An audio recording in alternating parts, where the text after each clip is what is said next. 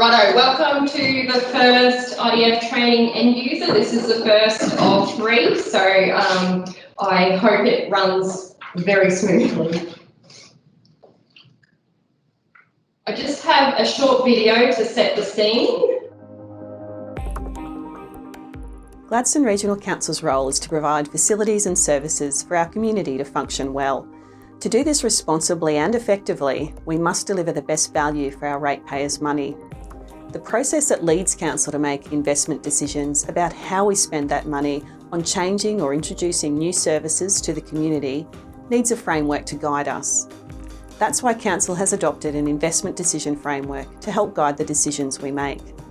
The process involves working in phases, getting approval for that work, and then moving through a gate or a checkpoint to complete the next piece of work, whether we're providing a community asset like the Phillip Street Communities and Families Precinct, improving our daily operations to work more efficiently, or staging an event at the Botanic Gardens like Luminous to entertain the community. The investment decision framework will impact everyone and help us to make the best decisions.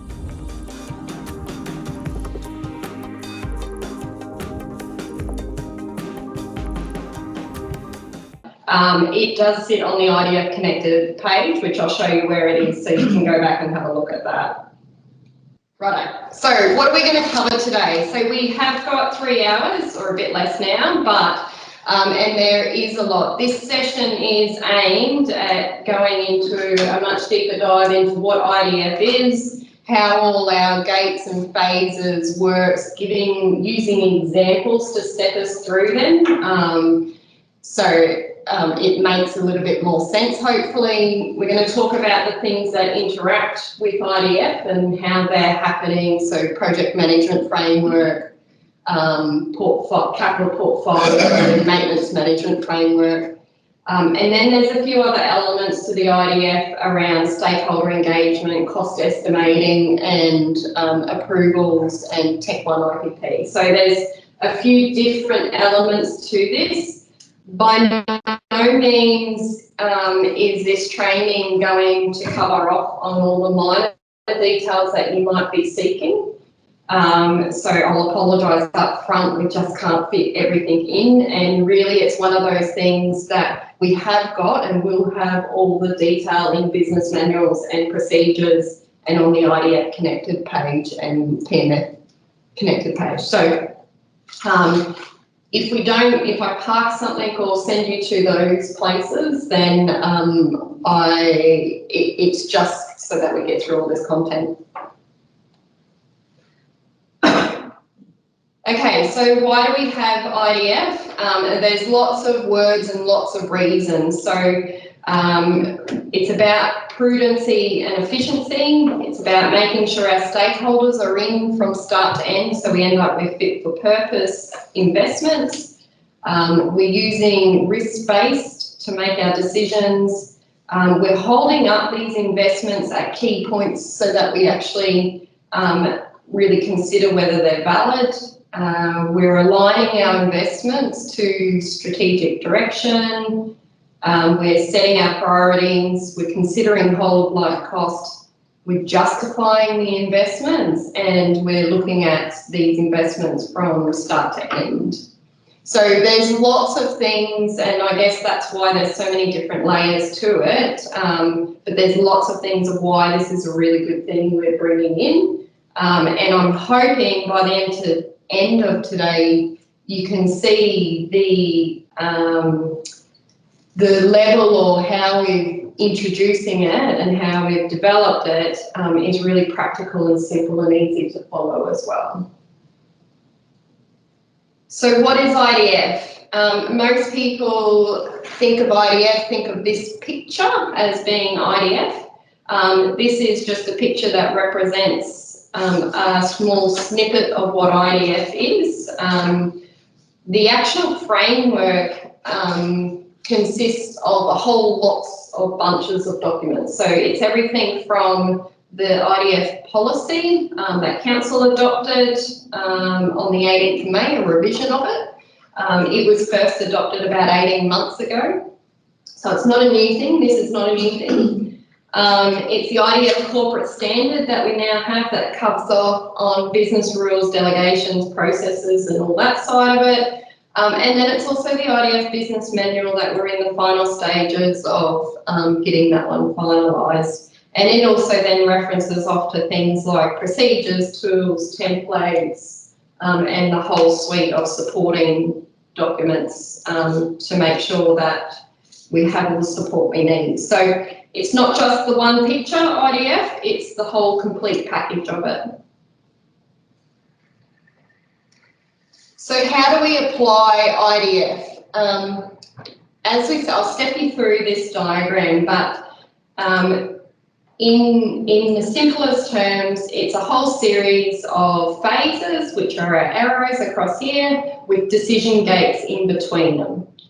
So in applying it, we're doing a number of things. And particularly the different phases have different roles. So early up, we're looking at, are we making the right investments?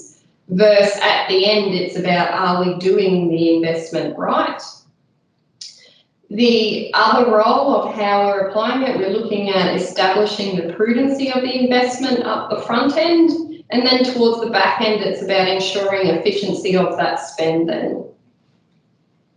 Similarly, I guess these from select to close, that's where we look at how we manage the project. So our project management framework comes in, and also we have our capital portfolio management occurring of investments in those phases. We also overlap with how we manage our operations and maintenance, so our maintenance management framework, and it's really from that execute phase onwards. And finally, I guess down the bottom is more around the technical side and how we're doing it. So up front, we're considering the investment opportunity, so it's an idea. In the middle, so select and define is about what is that engineering specification or that specification of the thing we want to do. And then obviously we deliver the investment. So I know that's a lot on one page, but I guess the importance of IDF is around that there's multiple things that we're trying to do to get the best outcome for where we spend our money. So what's the end goal? So we have multiple reasons to do IDF and to follow IDF, but what does it actually give us? So we have multiple layers to this. So at the highest end is we have a 10-year long-term capital plan. And I probably should have mentioned early on, the IDF is built and the corporate standard policy is built around it being applicable for capital investments as well as operational investments. Today, in this first part of implementation, is really focused on the capital. So you'll hear me talk specifically to capital examples, and particularly this side is specifically about capital. So, yeah, and we'll talk more about why that is and what's happening. So at the highest end, we have our 10-year long-term capital plan that currently sits in IPP. That data is used to inform our long-term financial planning, which considers operational and capital. We then, if we take a subset down, we then have a 3-year capital portfolio. And when I say 3-year, it's about projects that are starting in the first 3 years, I guess, or having a capital spend in the first 3 years.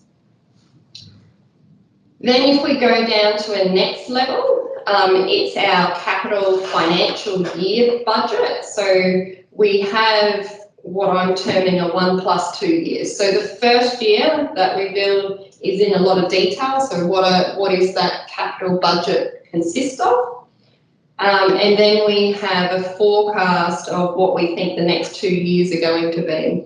So that capital financial year budget is where we're moving to, we're going to be informed by the 3-year capital portfolio in determining at that point in time when we build budgets what we actually need for the next financial year plus the next 2 onwards.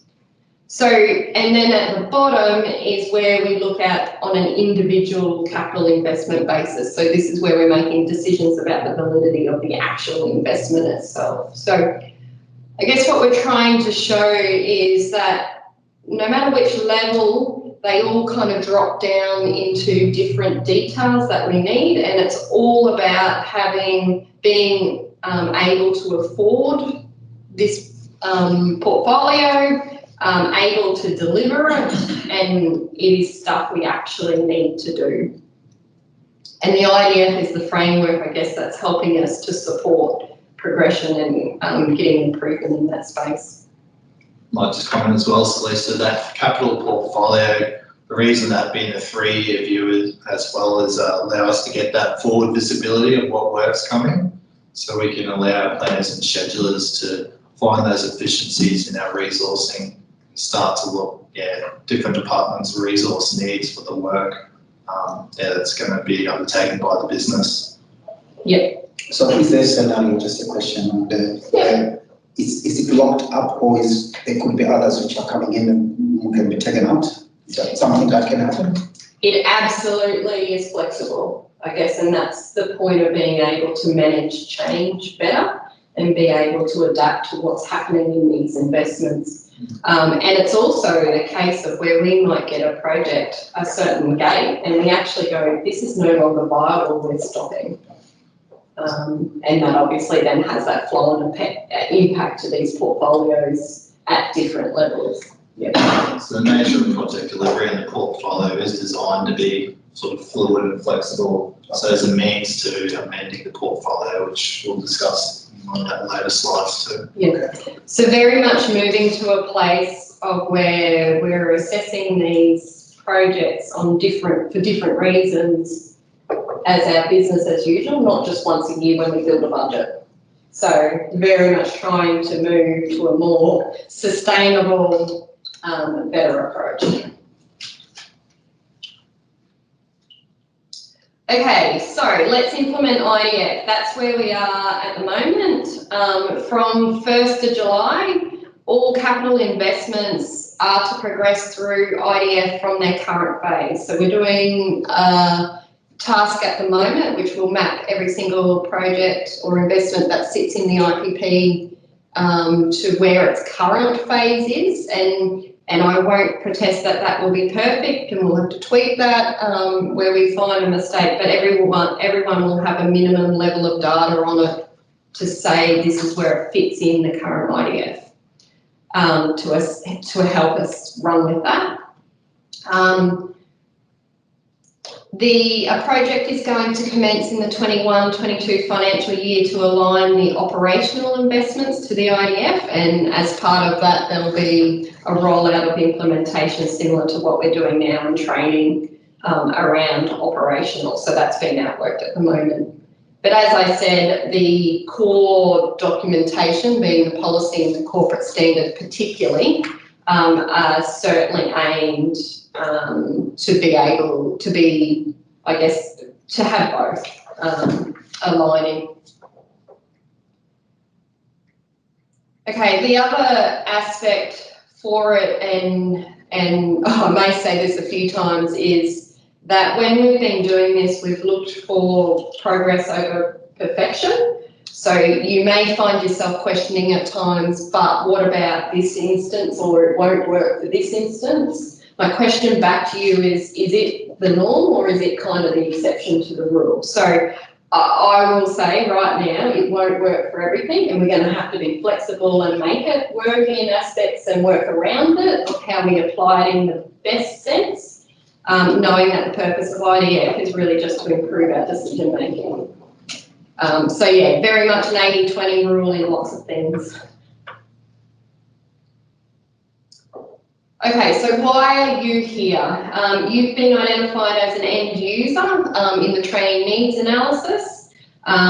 We have had already a couple of leaders sessions where we did a deep dive into what it means to be a sponsor and those types of activities. But what's up here is all the different roles that play. So we have people who will appoint sponsors, so typically a CEO and GM.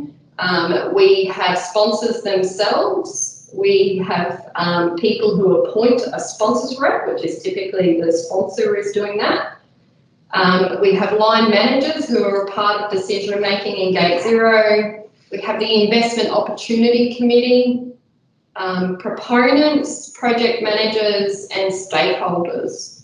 So they're kind of the key people that are in, I guess, the IDF framework, but not getting away from the fact that that stakeholder tile basically has everyone else in it. So whether you're, design and construction leads, or you're part of updating IPP or any of that, you become a stakeholder as part of this in different aspects and have other different roles. So I'm not going to go in and bore on those detail of those specific responsibilities for each one.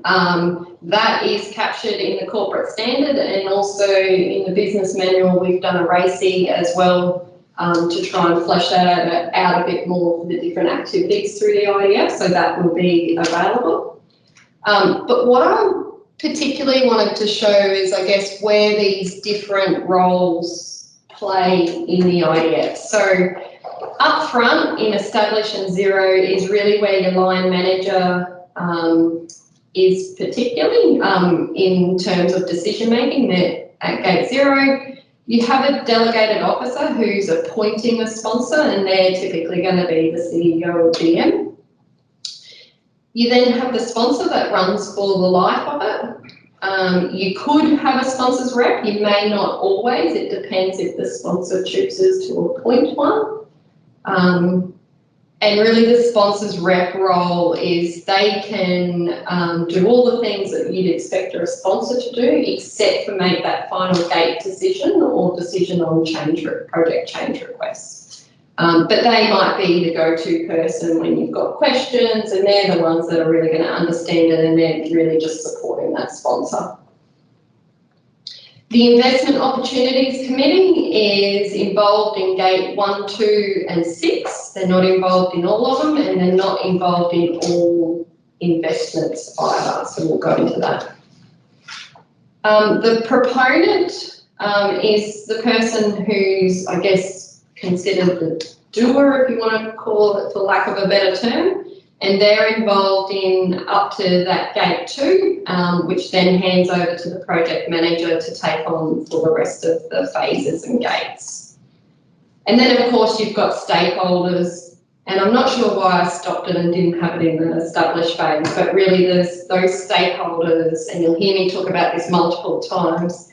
The success of the projects sometimes is just limited because we haven't done proper stakeholder engagement. So they are super duper important. So the Investment Opportunities Committee is a review function, and they provide recommendations. They're compulsory for significant category projects, investments. They're optional for advanced, standard and urgent, and we'll go into those categories of what they mean.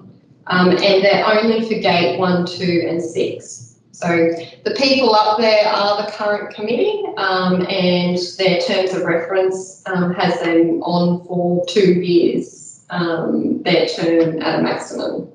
So that'll start from 1st of July. Okay, so you are supported. This is not a framework that we're lumping on you and running away, albeit I am. For 3.5 months, but as a business we're not. So the IDF Connected page is our main source of truth, I guess. We're putting the templates and everything on there. There's guiding information as well. So if you're stuck, that would be your first place to go to, as well as there's a whole heap of other things we're setting up. So I'm going to, did that last video online, did you hear the volume? Anyone online? Only a little, and it was all out of sync Wasn't really watchable. Wasn't watchable. Okay, right. I'll give a go at this next one. Can, Michael, if it's not watchable, can you please flag up to me and I'll stop and I'll get you guys to go and watch it later. Yep, no worries. That's okay. So I'm just going to quickly jump out, maybe, if it'll let me.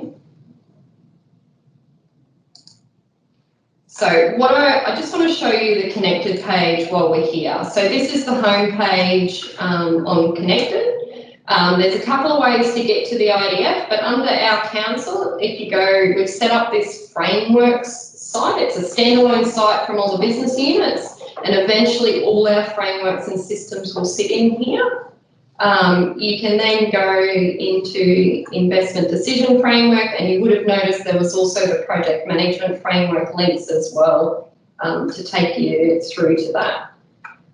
So this is the page. There's all sorts of information on here, so go check it out. I'm going to play this second video from here, and it's just an overview really quick. We must consider two broad questions when we're investing public money. Are we making the right investment? And are we doing the investment right? The investment decision framework guides us to consider the investment opportunity, investigate the investment specifications, and deliver the investment. It's important to know what an investment is.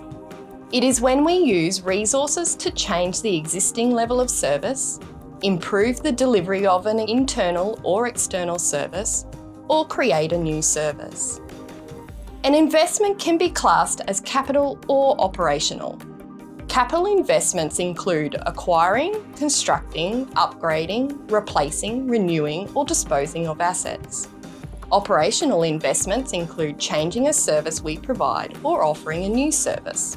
So let's look at the phases of work and decision gates in the IDF.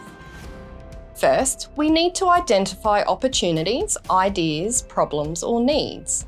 We'll use the internal Project Planning Register in Tech 1, known as IPP, to establish these. You'll be asked to do an investment opportunity brief outlining your vision, key drivers, and whether your proposal aligns with Council's corporate plan or asset management plans. At Gate 0, your line manager will decide if the investment will continue. If the project is approved, the delegated officer will appoint a sponsor and decide if the Investment Opportunity Committee gets involved. The next phase identifies what is being asked and why. If an investment reaches this point, the proponent must build on the information from the established phase and start a business case. Key stakeholders should be identified and a problem statement or opportunity statement prepared, including why we should be doing something about it. IPP is used to capture the information and allow the sponsor to make the decision at Gate 1. The assess phase takes a broader look to understand all the possible options to solve the problem or deliver the opportunity. The proponent, along with stakeholders, now develop the business case in the IPP.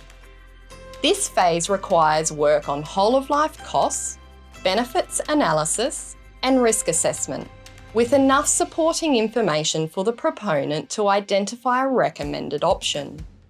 The sponsor will be the decision maker at Gate 2, assessing the completed business case. They may ask for more information before deciding. On approval, the responsibility passes from the proponent to an appointed project manager. At the start of the select phase is also when the investment enters the project management framework to manage the delivery. Work undertaken in this phase aims to evaluate the best, most achievable option or options. The business case will be updated as the concept of the project is delivered to identify the optimum solution. The sponsor is the decision maker at Gate 3 and will decide if the optimum solution has been selected. The define phase prepares to lock in an investment, and the project manager must ensure everything is in place for success. Detailed development of the identified solution happens here. Execution planning involves stakeholders taking place, including updating the business case, whole of life cost, risk management plans, and proposed delivery model. Gate 4 is typically the final investment decision, and the sponsor is responsible for deciding if the necessary work has been completed in readiness to execute the investment. The execute phase delivers the investment, constructs the asset, or delivers the new service or change. The project manager ensures stakeholders are involved and informed as required, and the investment is completed, commissioned, and operating. For capital asset investments, the asset must enter the maintenance management framework during the execute phase. The sponsor is the decision maker at Gate 5 on whether an investment has been fully delivered, commissioned, and operating. The close phase assesses what's been learned and captures all investment information in council systems. Gate 6 is the final gate, and the sponsor decides if all the closeout work has been fully completed. In the operate and maintain phase, the investment is now with the service manager and provider. The investment is now considered part of their business as usual services.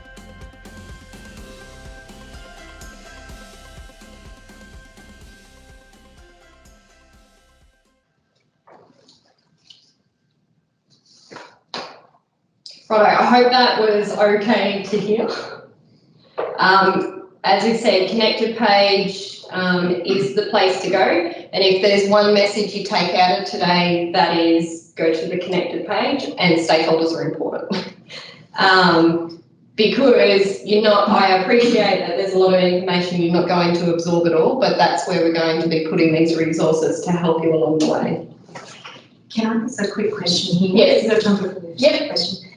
The business case that is in the IDF, is that within the IPP? Is that the IPP? So just want to see the difference between a business case and the IPP bid document. Yeah, so think about it like this. The IPP is just the software we're using to support the process. The IPP is going to be set up to house all exactly the same fields that are in the business case. So effectively, the business case will live in IPP, if that makes sense. Yes, okay. Yeah. In terms of terminology, so the business case is the bid. Bid document, yeah, okay.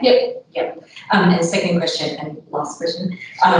The stuff that's in Tech 1 now. Yep, in IPP. Yeah, in IPP. So yeah, no, it's Tech 1 IPP the stuff register. All of those projects in there. There's a lot. There's a lot of Correct. stuff in there that needs to be cleaned up. Yeah. And so going forward we should, We're going to clean it up. Yep. Tick, tick.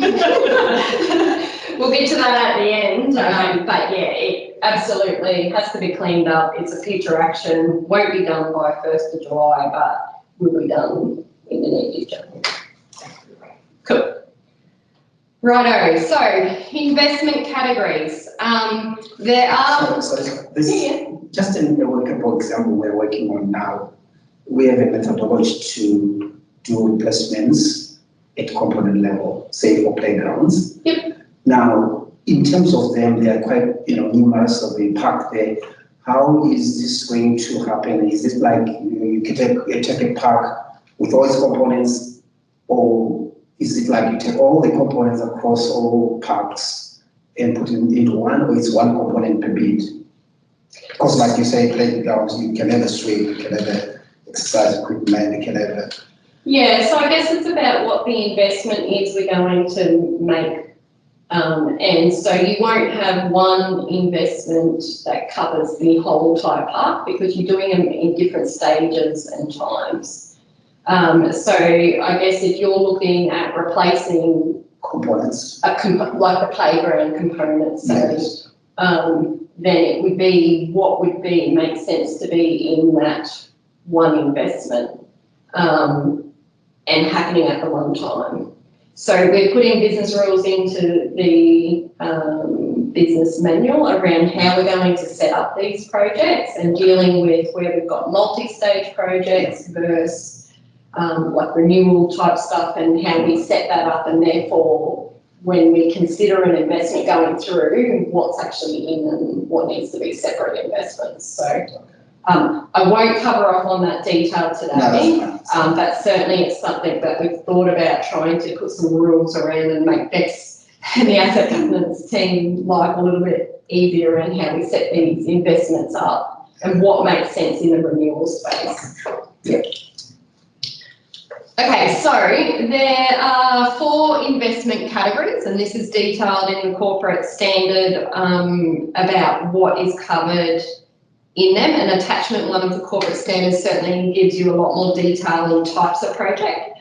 But just at a high level, these categories starting at standard, as you go through them, the types of investments that are in them are getting more complex. So the standard investment example in the picture is the bridge we installed at Toondoon Botanical Gardens, linking over to the demonstration gardens. It is something that we do often. We build pedestrian bridges. It was not very complicated. It was not super high in dollars, and it was that low complexity scale. Not many stakeholders involved in that one. So that's an example of a standard, and it's probably 70% of our capital investment probably falls into this standard area. This is where majority are. So getting IDF right for them, it has been super important for us in building this, because they're not the ones we need to put the rigor around as such. We want to make sure that they can flow through with some level of rigor, but doesn't need as much as, say, when you step up to the next category, which is advanced. So advanced, and that picture is of cell 3A at the Banarabi landfill. It is one that is more complex. It's at medium level. We don't deliver them often. However, it's something that in the industry gets delivered all the time. We build cells at landfills often. So maybe not something we do often, but the industry certainly does. They have that kind of moderate cost to them, and they're around, I guess, the 20% of what we do. Then we have significant, and significant is the really complex stuff.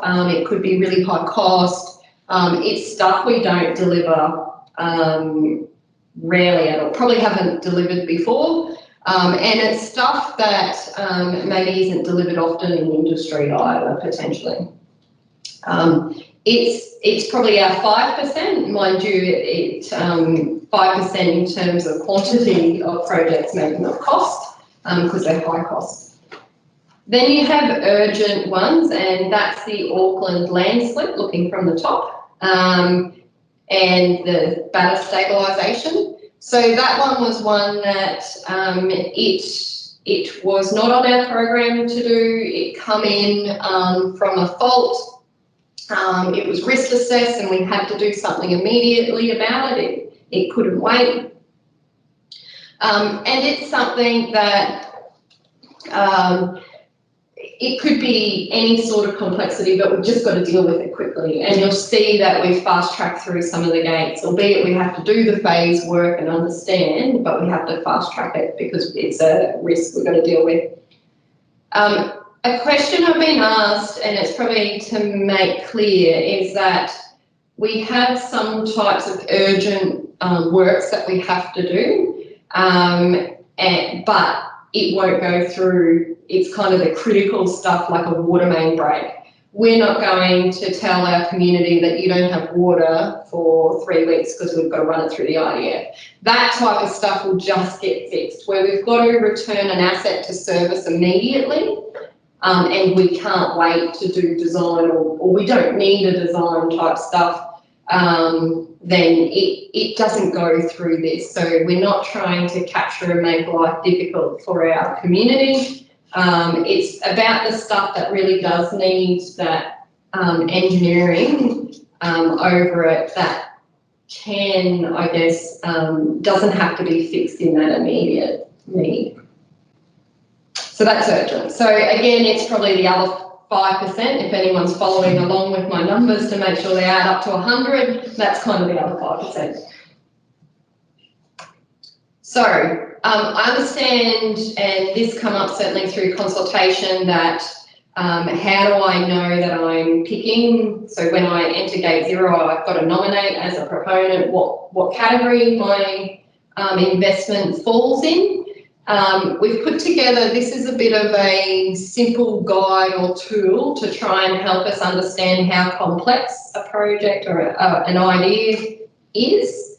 And so what you're seeing is down the left-hand side is different elements of complexity, and then across the top in the columns are descriptions of what might constitute low, medium, high complexity. So for each of the elements, all it is if I think of my water reservoir, say I'm going to build a new water reservoir, I might say the risk to the business if I do nothing might be medium because we're going to run out of water or get low pressure.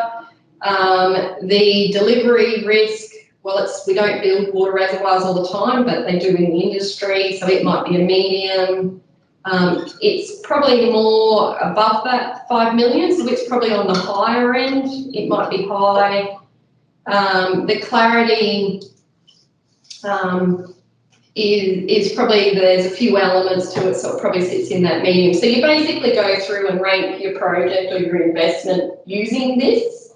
And I understand that you're doing this right up front, which you may not know the solution, but it's just trying to have a go at where you think this falls in, and really what we're looking at, where are you majority falling in this? If the majority of what you think it is around the medium, then we're going to say, yeah, let's put it through the advanced. Let's say it's advanced.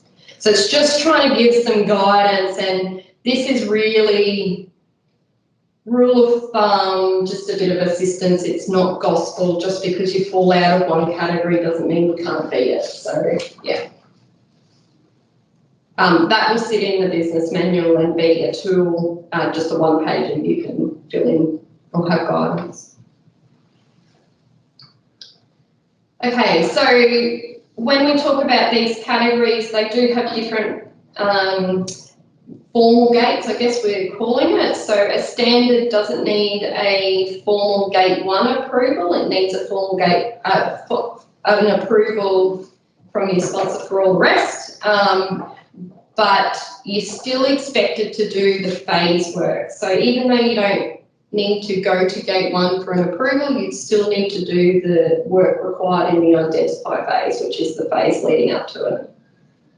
Advanced and significant, you need a formal approval at every gate, and urgent, you don't need gate 1 and 2 formal approval, and gate 0 you do, but it can happen in parallel with the phase work for select. So what that practically means, when there's an issue and a report comes in that says we must do something immediately, the engineers can start investigating, start doing concept engineering, and start the process while we're kind of doing the paperwork to set it up through gate 0. So, yeah, and I'll show you the significance of why we still need to do gate 0.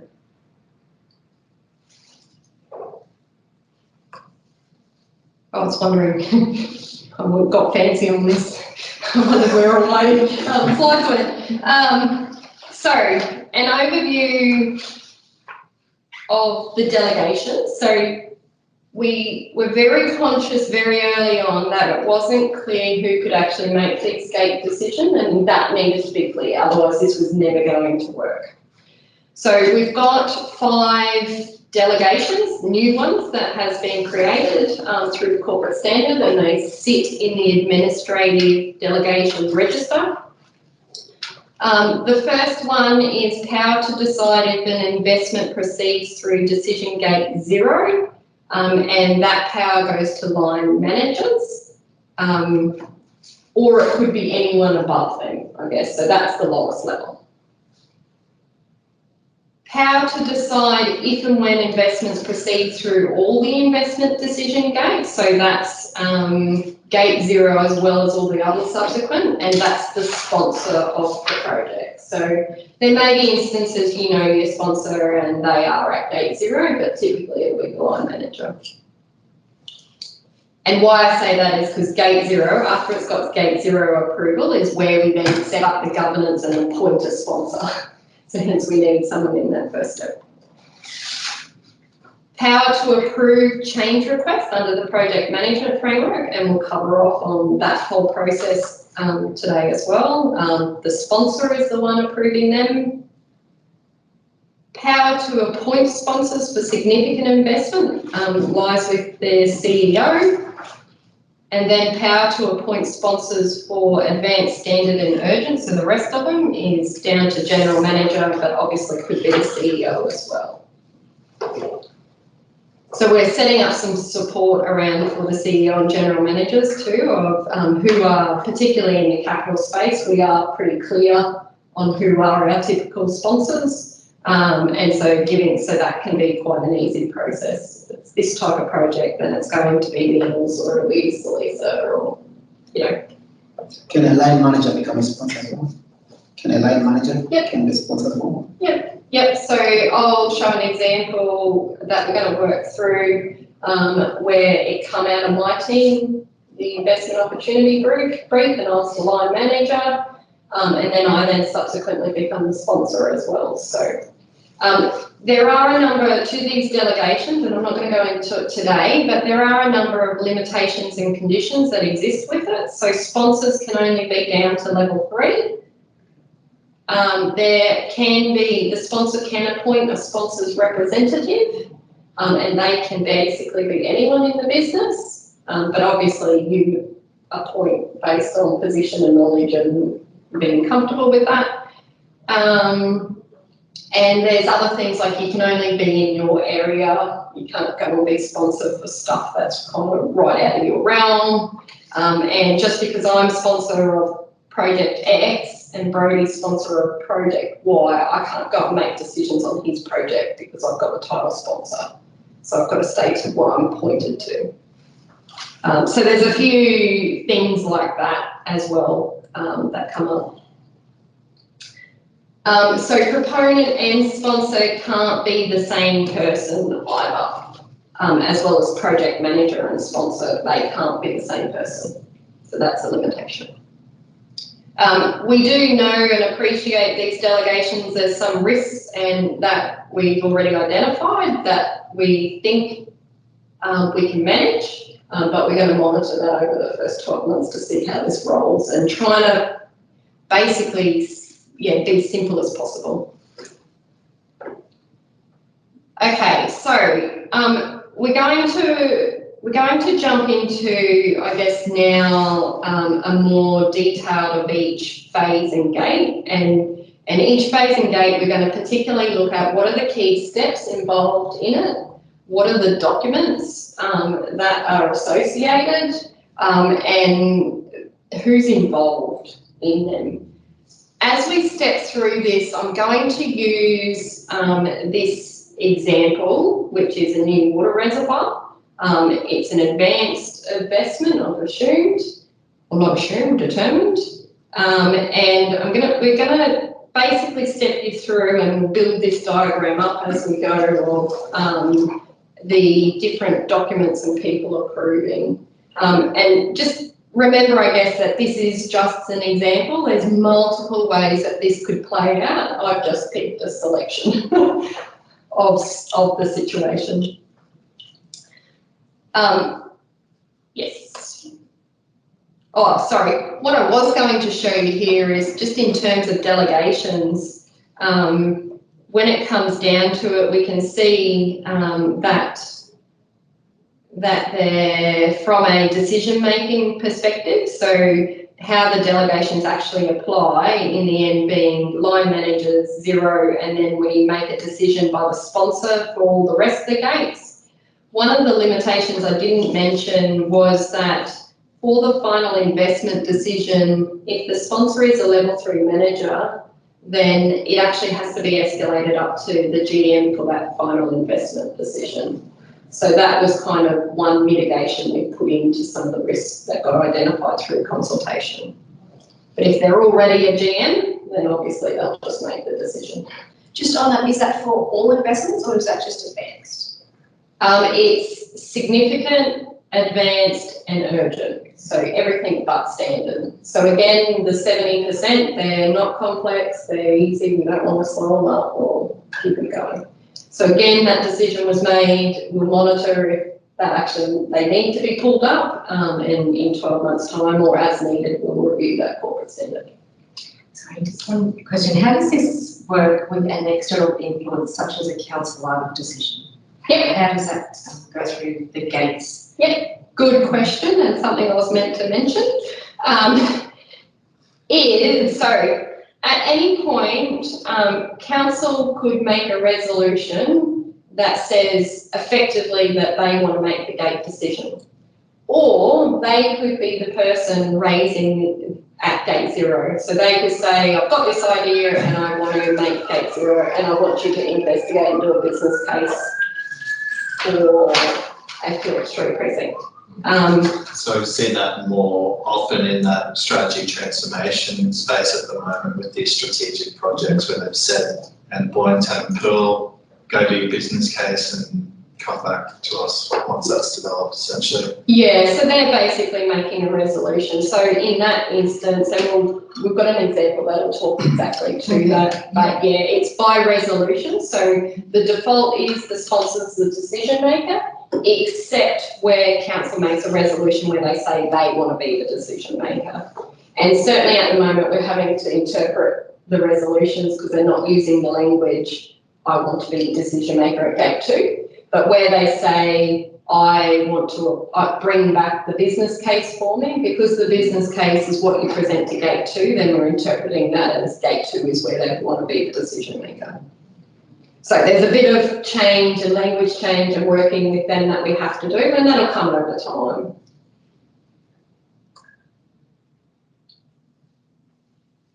Okay, righto.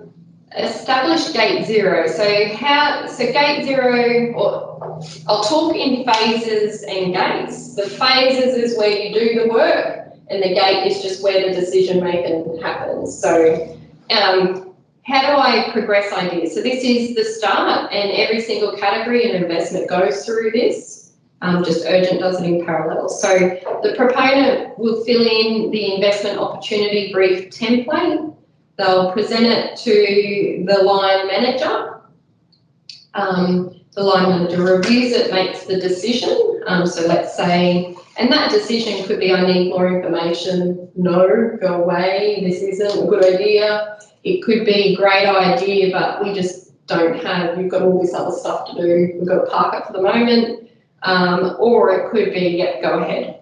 So if it goes ahead, it then goes to the CEO or GM to appoint the sponsor based on whatever that category is.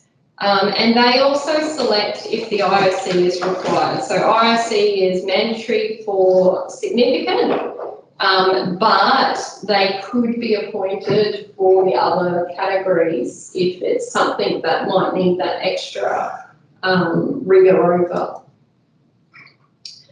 And once that's so sponsors appointed, IOCs decided if they're needed, and then it goes to the sponsor and they have the opportunity to appoint a sponsor's rep if required. So it's not necessary, but it is a new role we're bringing in to help with workloads.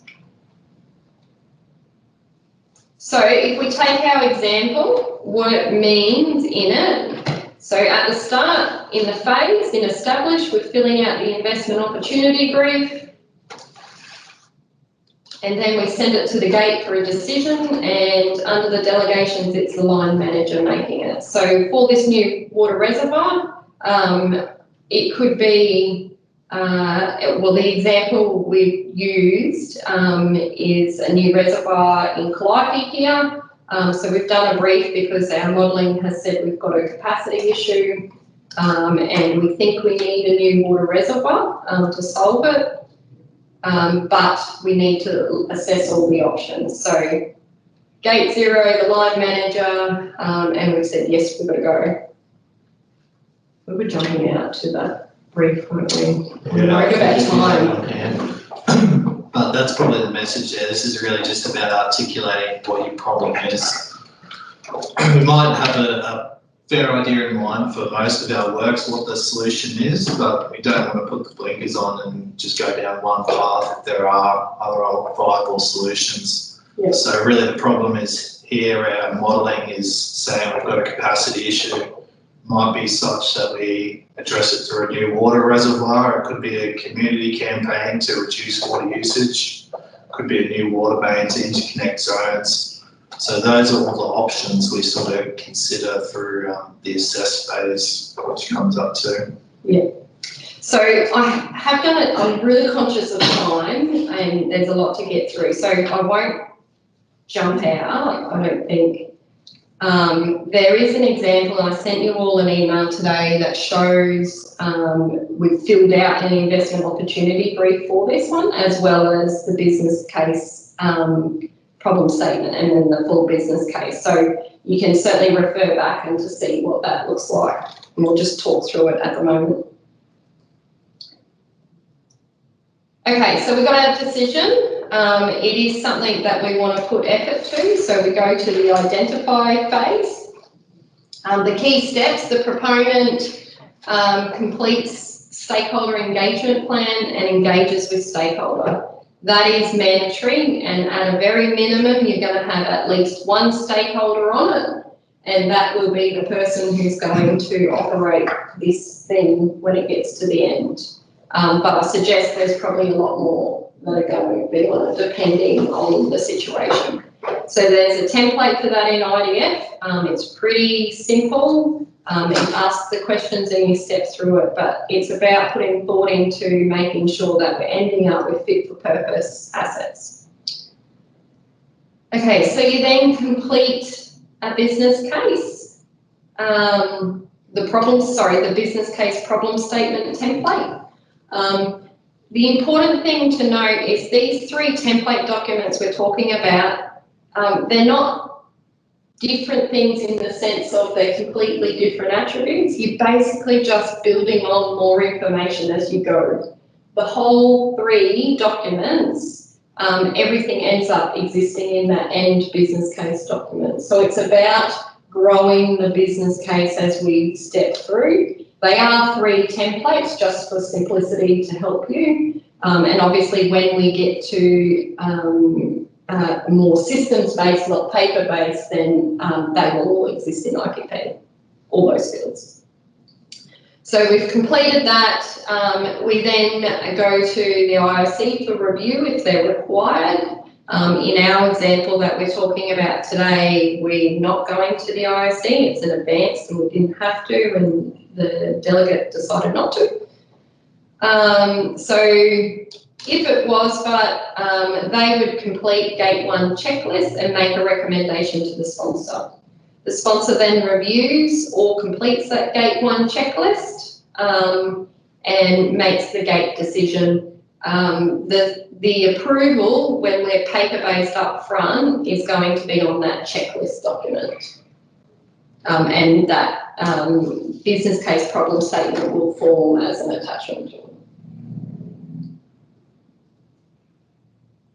Okay, so our issue we've got with capacity, we are doing the business case problem statement. And in that, as an example for this one, when I filled it out, the problem statement was really about by 2041, we won't have enough storage for Calliope, water storage.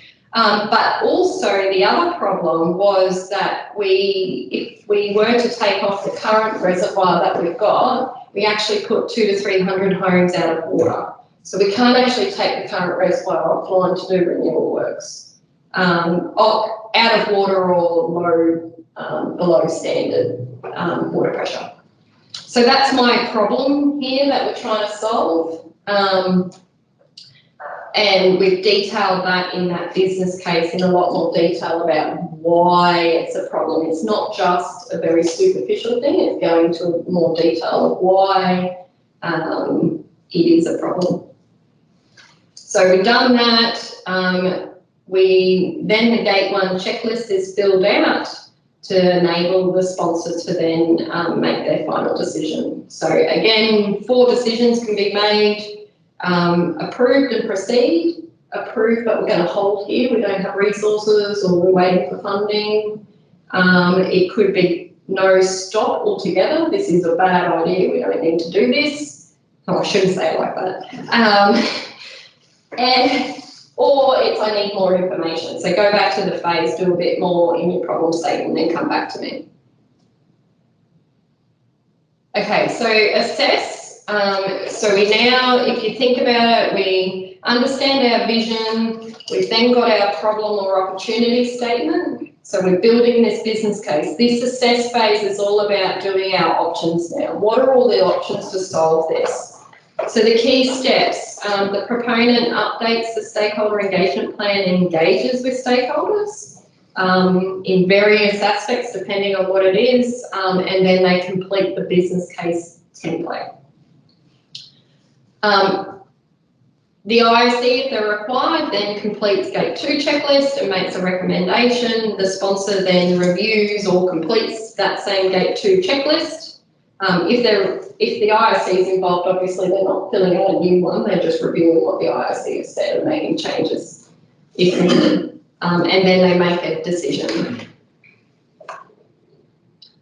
So in our water reservoir example, we've gone to the assess phase, so we're doing this business case, and the water reservoir, or the issue with not being able to take the existing one offline, is our problem, as well as by 2041 we don't have enough capacity. So that's our problem. When we looked at all the options, and there are multiple, and you can go and have a look at this example through the links I've sent you. But we looked at options like, obviously, we could do nothing and just say we're not facilitating growth, this is it. We could say we're going to build a reservoir at the existing site where the current reservoir is. We could build a reservoir over on the new parcel of land that we have. We could build a pump station. So in lieu of building a reservoir, we're going to just pump into the town, boost the pressure from reservoirs in Gladstone. We could build a new water treatment plant out at Calliope instead. We could decide that we're going to do a big water-wise campaign and get everyone to reduce their water so we don't need as much storage. So the options that we work through, and we're expecting you to work through in these phases, are substantially different.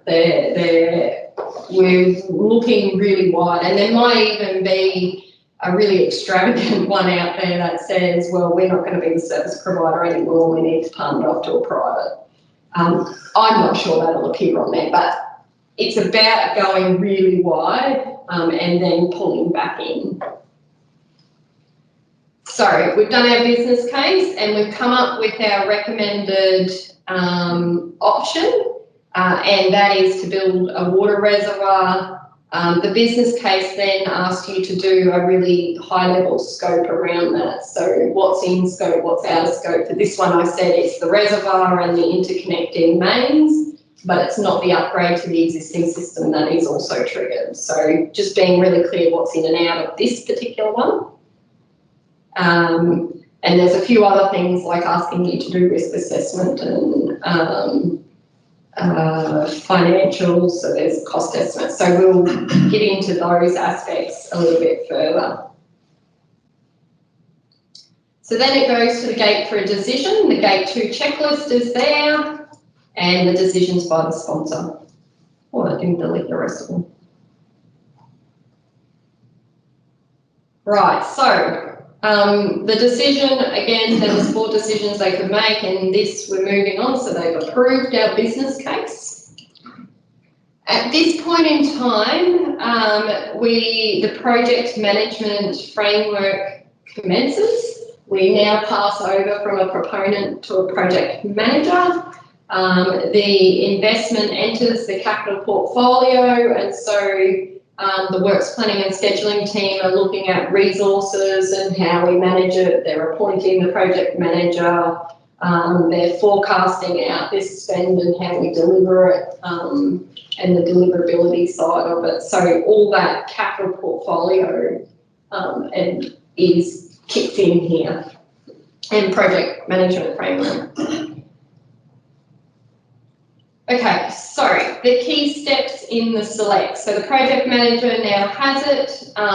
They update the stakeholder engagement plan. and engages with stakeholders.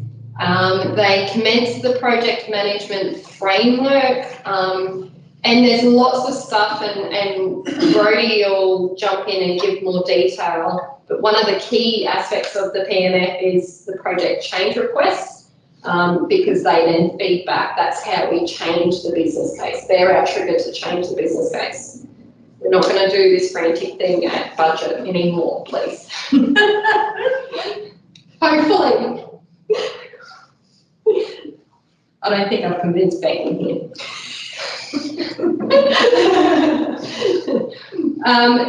The PM will also work with the design lead on that concept development, or concept engineering, whatever that might look like. And it's probably worth mentioning that in this concept engineering, whilst we have a recommended option from the business case, there is still optioneering going on in this phase, and it's more the engineering optioneering. So we know from the business case we've got to build a reservoir, and we know the site it's being built on. But what's happening in the select phase is more about, well, what material are we building this tank out of? How are we going to lay it out on the site? What's those specifications around it? It's starting to look at the geo of the site and all those types of aspects. So at this point in time, we haven't locked in what our solution is. We're still doing a bit of that optioneering, but it's the engineering optioneering, and the options aren't substantially different to each other. And that's a real world example that we had with Hetherington, for instance. So yeah, the water reservoir was our preferred solution. We've done a number of concept designs of the site layout, and again, looking at steel tanks versus concrete tanks to see what was the best cost-benefit solution for those. It could be at the end of this phase that we determine that our assumptions from our business case aren't correct, and it's actually going to cost twice, 3 times as much as we'd anticipated to do the reservoir solution. So a decision might be made at that gate that we actually go back to the start of the select phase again and actually explore an alternate option from the business case. So it's at the select phase that money goes into the budget, is that right? Yeah. And then once a further assessment is done, the optioneering, the budget can be changed, is that? Yeah. Yeah, so after gate 2, it's entering our capital portfolio. That's typically our CapEx versus OpEx sort of barrier. We're maturing our understanding of the project scope through detailed engineering design, so both through the select and the define phase. So through the engineering, if the project whole of life cost changes, then that's when we activate our project change request and go back by the sponsor to make sure that we're still going on the right path, or if we need to return and go down another option. And the project change request process will go into a lot more detail on that, Brodie will, but it's the mechanism the sponsor needs to be assessing what is the change and how does it impact the business case. Is it substantial that actually means that this is no longer valid? We need to reassess. I'll jump to the next slide. So this is a view that sort of shows the interface between the project management framework and the IDF, as well as the number of different parties across the business who are undertaking activities throughout the life cycle. So in the select phase, we've got our preferred business case, our project managers activated. They start to build a draft project management plan that aligns with the business case scope, any milestones that we have to deliver the project by, and then the budget, of course. At this time, we're liaising with the engineering asset solutions or asset design to undertake our concept engineering and design outputs. That's really to get it through to what we'd say our 30% typically design solution. And that allows us to mature our scope and that cost estimate and make sure that we're on the right track with our option. The PM should also be developing a risk management plan for the project at this point, and starting to articulate the delivery risks for the project. So those risks should also inform the contingency amount that we're holding in our cost estimate. Our works planners and schedulers at this point are having discussions with the PM and their team to understand what our delivery approach is going to be for the project. We could decide to go as a whole externally delivered design and construct contract. It could be such that we take it through internally all the way to a detailed design and then construct using internal crews or external crews. We really need to get those stakeholders in the room at this point and understand what approach we're going to take to deliver the project. So at this point we've got our project manager identified. We'll have a design lead as another role we identify in our PMF. That's typically someone from the Engineering Asset Solutions team. We can also have our construction lead and procurement lead, if applicable, from the contracts and procurement teams.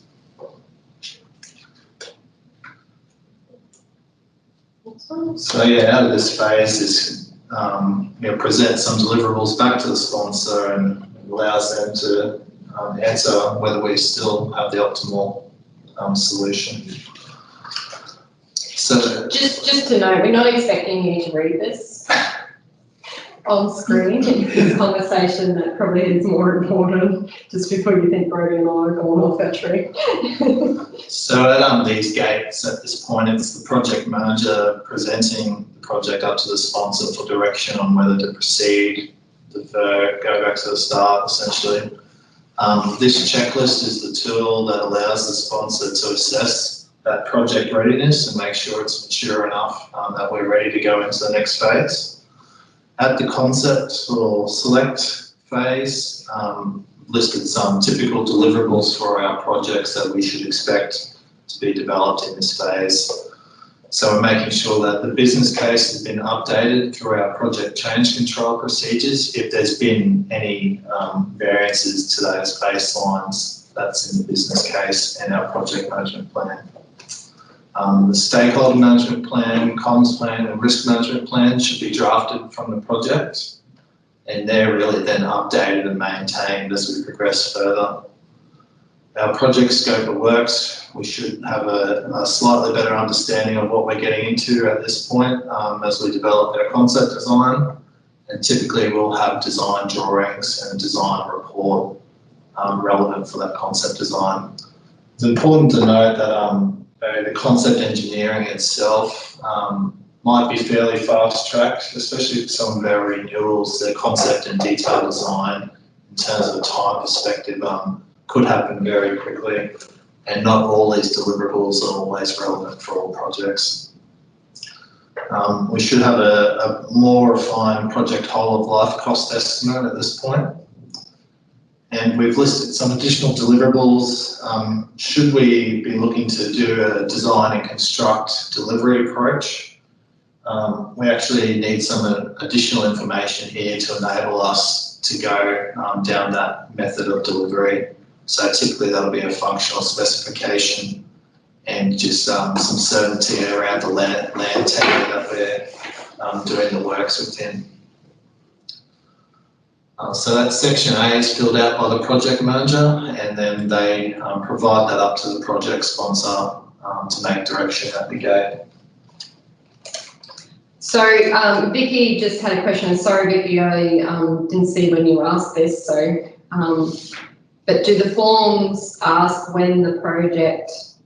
Do the forms ask when the project should be delivered? If the reservoir is not needed until 2041, when would the delivery commence? So yes, they do, because you've actually got to specify what year you want the money in for the different phases. So by virtue of that, you've got to actually, the business case has got to outline that. The IPP is a 10-year, and certainly this example we're running through, we've assumed that we're bringing forward it from 2041 to deal with the resilience issue of not being able to take the existing reservoir offline. So yes, it does, is the short answer. How does the capital portfolio know when is in the next 3-year horizon? We're putting in I guess it'll become a BAU process that we will have to do a check every year to check what's in that 4th year that then slides into the 3rd year. So every year there will be that business as usual check. We're working through at the moment what that process is and who does what and responsibility. So I haven't got a definitive answer on that other than yes, we've got to figure that out. So this project, which was the reservoir and then water main upgrade, which was to be done later, so the project was quarantined as the water reservoir. Where does all that other stuff that is required, such as the water main upgrade? They will be other investments. Okay. So they will be other investments that progress through this. Yeah. Yeah. Yeah. So they'll have their own business case. There's sections in the business case to actually identify where you've got interdependencies. Okay. Yep. So and I guess it is just a text field at the moment, so it's a little bit tricky of doing that. However, we're getting better in the sense of we're having progress over perfection with capital portfolio that we can start to link those dependencies together. Yeah. And we're trying to preserve that information for our capital schedulers so they don't pull stuff forward or get it out of sequence for when it needs to happen. I suppose most of those modelling ones, I guess not a whole lot of our projects have a drop dead date or a required by date. We probably do have some flexibility in times, a couple of months either side if it's a theoretical model that we're going to run out of water by this date. For those that are known, we can do a backwards pass on our schedule just to make sure we're delivering the asset just in time. So that normally allows us the best use and value of our current assets and make sure we're not upgrading them or renewing them earlier than they need to. Righto, so on our example, we are now in the select phase, so we're doing the concept engineering of this new water tank, a water reservoir. During the phase, if they identify any changes to the business case, then that's initiated through a change request. And that goes to the sponsor to sign off, and then the business case can be updated. So what we're expecting, and I guess this is the shift away from doing things at budget time, is that these change requests should be coming through as you identify the issue, not just waiting until a point in time where we say, right, we're going to update the IPP. And this is the mechanism to do it. So during the phase, there is no IDF other forms. The business case is the IDF, I guess, in that sense. And it's all, obviously there's a whole suite of stuff that happens in the phase under the project management framework as well as under engineering that happens in the phase, but not specifically governed by the IDF. So we have a Gate 3 checklist that Part A is being filled out by the project manager, Part B is then going to the sponsor, and the sponsor makes the decision.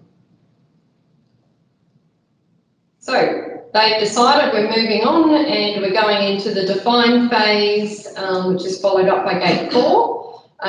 Very similar to 3, stakeholder engagement, continue the PMF, works with the design leads on that detail, development and engineering,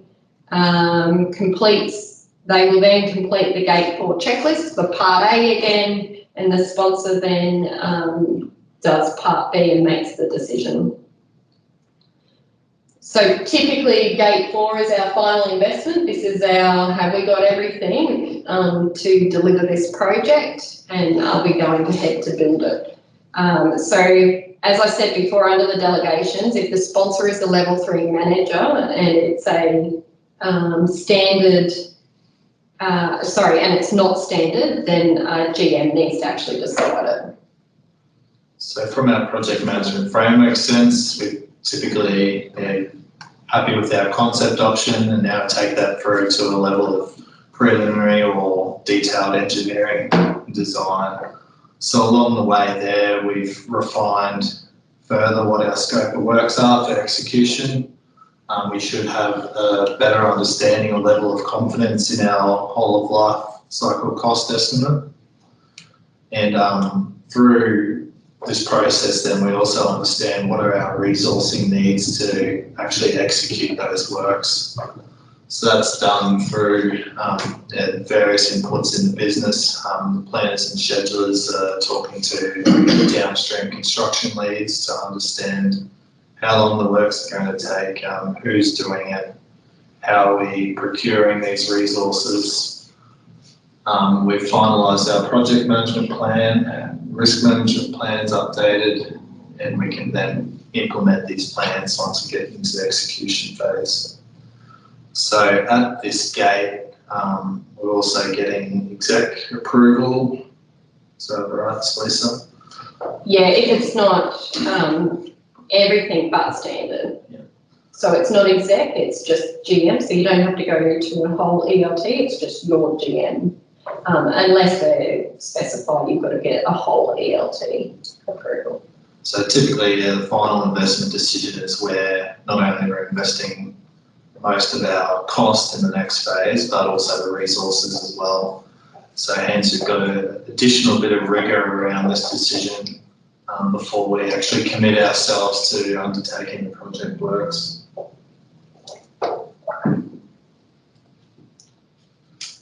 So this is the checklist document for Gate 4. It's probably similar to Gate 3 in terms of our inputs on it. They're just more refined by virtue of having undertaken more engineering design.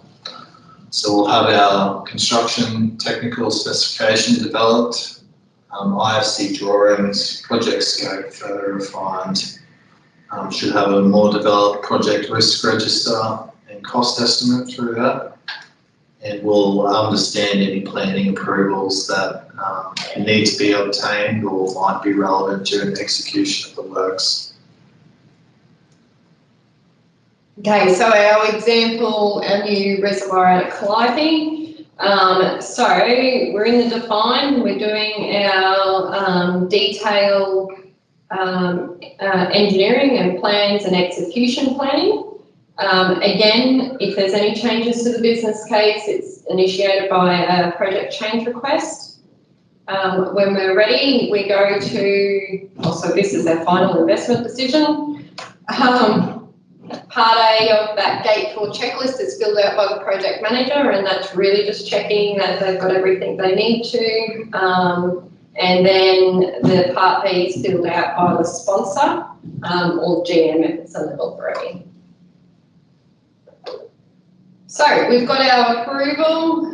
Again, there's 4 decisions. Sometimes a lot of our big stuff might get to here and go, it's approved, but we need to go seek funding for it before we build it.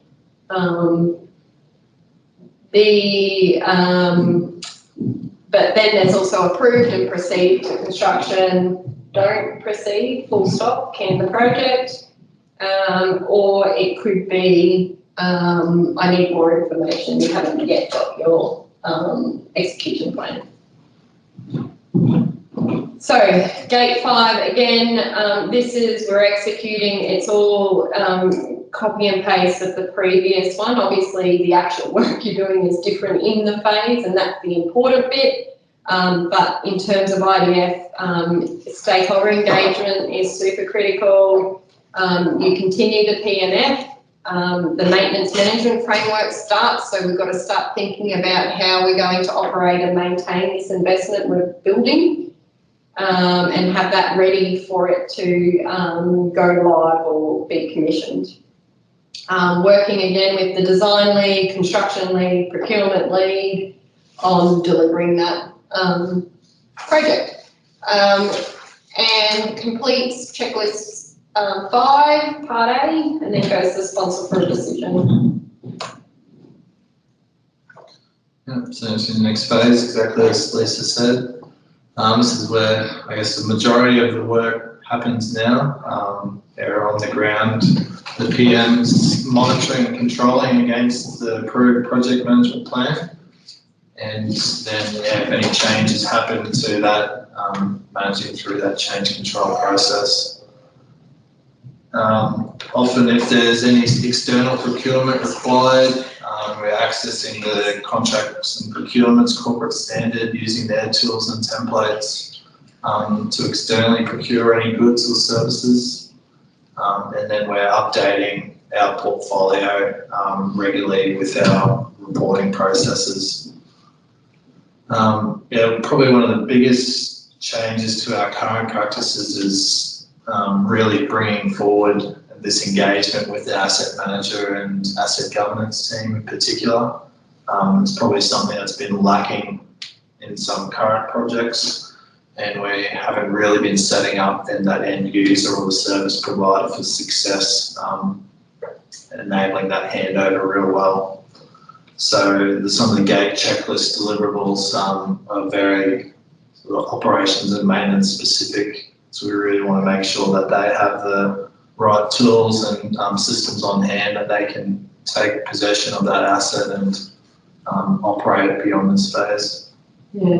So gate 5 is really important because this is when the asset becomes live. So there is a close phase after this, but the asset's already in operation. So the activities that are happening in the close phase are kind of more your paperwork as opposed to what actually needs to happen prior to being able to operate and maintain this thing. So, getting it into asset registers, making sure that it's maintenance plans and scheduling happening for it, and that everyone's trained on what it is all got to happen before we go live with our water reservoir.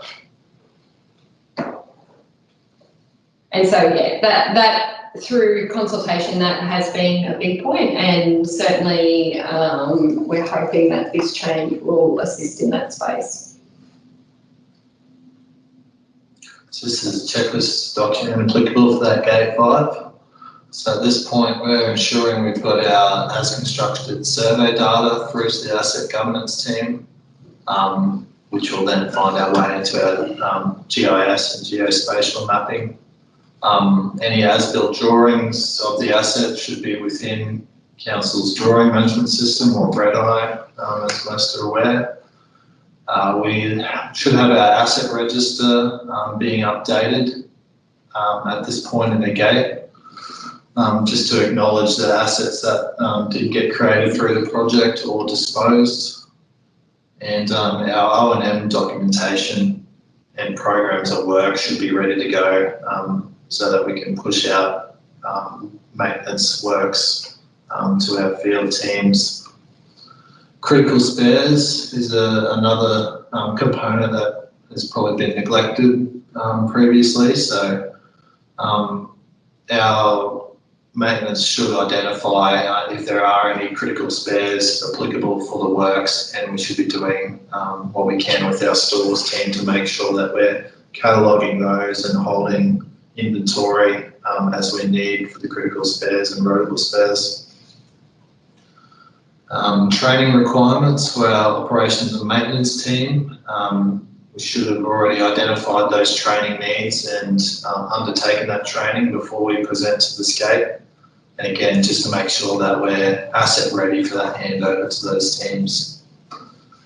Any regulatory licenses may not be applicable for all projects, but certainly we've found of late that if we haven't considered that before this point, then we can get in real trouble. So that's about it. Righto, so with our example, again, during the phase, if there's any changes, we need to be putting through those project change requests. I acknowledge that there's probably less likely here that that's going to, if we say have a big cost blowout, it becomes a harder decision, I guess, on the validity than against the business case, but we still need to be checking that back, because at any point in time, and whilst we say final investment decision is in gate 4, even through construction, there is still a possibility, very slim, that we go abandon, stop. So very low, very expensive, because you've probably got a lot of sunk costs, but this idea that just because we've got sunk costs means we can't say no is off the table, I guess. We can still. So we've changed, we do the gate 5 checklist, and then the decision is by the sponsor. And once we get to this point, the decisions are quite limited. It's either really proceed or good, or it's I need more information, or you haven't done something fully. So you kind of only have 2 decisions once you get to gate 5. Okay, so we've just got, if anyone's itching to go to the toilet or needs a quick break, we've just got this last gate to do, and then we'll stop so that we can have a quick 5-minute break, because I appreciate that this is a lot of information.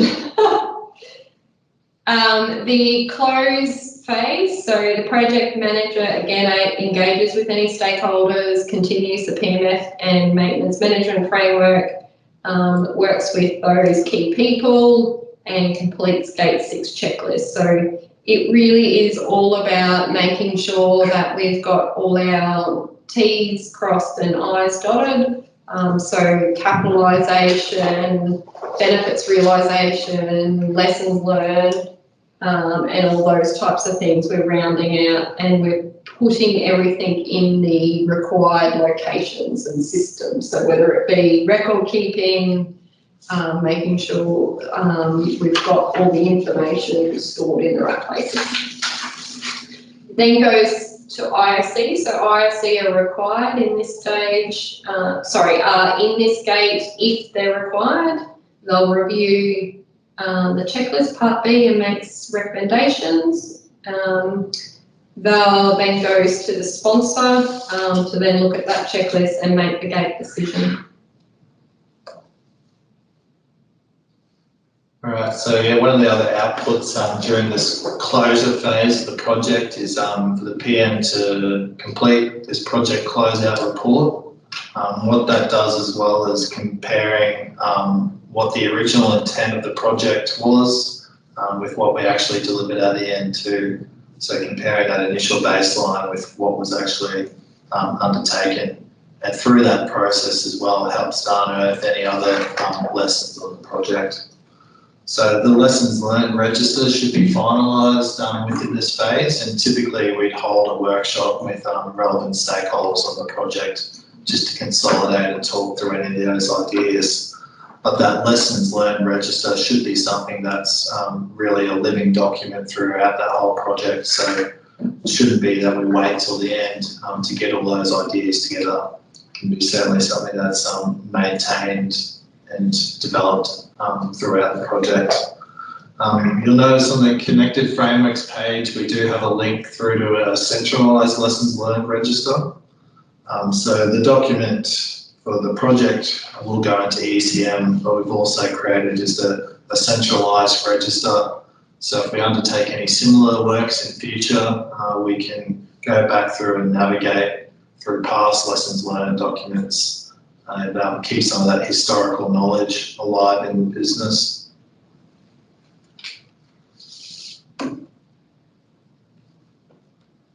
So the deliverables we're looking for at this point should be a closeout report that the project manager develops. They should ensure that all our capitalisation processes are completed. So that's making sure our financial transactions are all recorded, finalised, commitments and work orders are closed out, any external funding has been processed and received on the job, and we actually undertake that financial reconciliation, capitalisation activity with the asset governance team. We should be closing out our contracts, returning bank guarantees, and then noting any bring updates relevant for defects liability periods with our records team. Good. And obviously section B is for the project sponsor / IOC to look at. And they're really questions just to tweak whether it's appropriate to approve them at the gate or not. So back to our example, we've built the reservoir, it's in operation, and we're closing it out. Again, I typically don't expect to see project change requests at this stage. There is a chance there might be, maybe we've just had an oversight on the project manager cost maybe to close out that project. So not a biggie, but certainly may happen. Gate 6 checklist and then the decisions by the sponsor. We then move into that business as usual operation. So the asset manager and service provider are now have this asset or this in operation and running it as normal. So it is a phase of the IDF. It is considered to be that business as usual state. And it is the asset owner, asset manager and service provider undertaking their relevant roles under our operating model. The defects liability period on some of these contracts where it's applicable will be monitored by the project manager and contract or / contract owner after the project is closed. So just because the project's closed doesn't mean then that it's all over, I guess. We had this big conversation through developing this is should that close, that gate 6 be actually after the defects liability, and the decision's being made, no, it happens when the project really does finish. As long as that's been captured in all the record management system or when it needs to be called up. Okay, that is a huge amount to take in. I understand that. Let's take a very quick 5-minute break. We do have another not quite hour and a half. We're in here until 3:30 and we are about halfway. So yeah, let's take a 5-minute break and we'll come back if you need to. No, take a break if you need, definitely come back. Anything better than that. Righto, we're just waiting for one or two who we missed out here, Brian and Liz. So one more minute, or Liz just has to fill up the water bottle. Can I steal your time before you start? Can I steal your time? Just ask you a question. Yeah. I'm just thinking, within this, is there any levels of service between gates to say how long somebody should be doing that? No. Actually? Nope. And also, what's the IOC? How regularly do they meet? Yeah, so in answer to your first question, there is no level of service around how long this should take because it's super dependent on your project and the investment. And we acknowledge that right up front that the investments we make in this council are so broad that we could never have one size fits all. And hence that's how the categories were born and the different pathways. And then there was a very conscious decision made about not putting time frames like it must spend 6 months in this phase and it must take 2 weeks to sponsor to decide because it's really not appropriate was the decision and I fully support. So I'm not sure if you agree with that, Farah? Yeah, it might work, but I think there are some which can have business rules. So the standard ones probably they're simple, but the complex ones probably you might start to look at that because it might create a bottleneck where it builds up for somebody and they're coming. Remember, they're all coming in, and it creates a big backlog and bottleneck for people, and it stalls the whole process again. Yeah. So the standard could be. could be some defined by business rules to say. Yeah, so I would say rather than trying to get a business rule to solve that, the solution is actually, or where we've gone, is to put sponsor representatives in. Yeah. So the sponsor representative, while they can't make the decision, they're gathering and asking questions and doing all the legwork, so they can actually go to the sponsor and give confidence that what they're signing and approving, they've already, done that backwards and forwarding to help with that bottleneck, if that makes sense. Whatever works, but at least to avoid this bottlenecks where, they have a lot of work because they're doing their own work as well. Correct. And they're gonna have to look at that, so probably that has to be looked at, how best it can be. Look, it's a real risk. Yeah. And it's one we've got to monitor. When you start doing something. I would just warn or steer away from the big stick approach. Yeah. Let's look at why it's bottlenecking and let's help solve that, as opposed to just go, I'm going to give you no support, I'm just going to tell you you've got to do it in 2 business days. Yeah. And that's certainly the approach we took to build it. Okay, cool. Yeah. Thank you. Sorry to tell you that. No, you're right. Probably on that, and I probably should have asked, is there... And the IOC, when do they meet? Do they meet regularly? The IOC at the moment will be once a month. Okay. That's another one, because they're only mandatory for significant, and I'm not foreseeing there'll be many advanced that they'll be on. That I think that might be okay, but again, it's a let's see.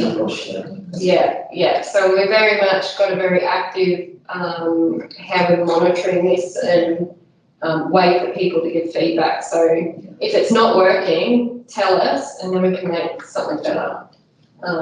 It's progress over perfection. Okay, any other questions from online before I jump back in? You're all very quiet. I hope you're all still there. Is there a thumbs up or a high five? We're all sliced. Yay! Good job. There's a hand up. Is that a question, or are you high fiving me? High five. Is that a high five? Is it? High five.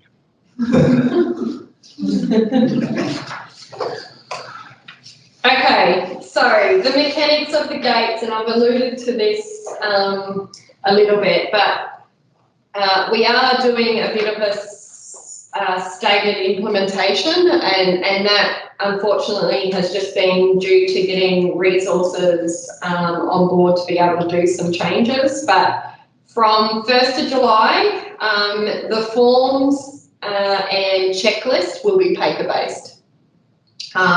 So it will be similar to how we dealt with the bid forms, in the sense that you will have to fill in the database, email to get signatures or approvals, and then it's going to be a manual update of IPP via the asset governance team. So before, in case there's any other asset governance team online, I'm working with Tanya Brown around how that happens, knowing that there is a load of work for year end. So please don't stress out about that. We're very mindful of that as well. So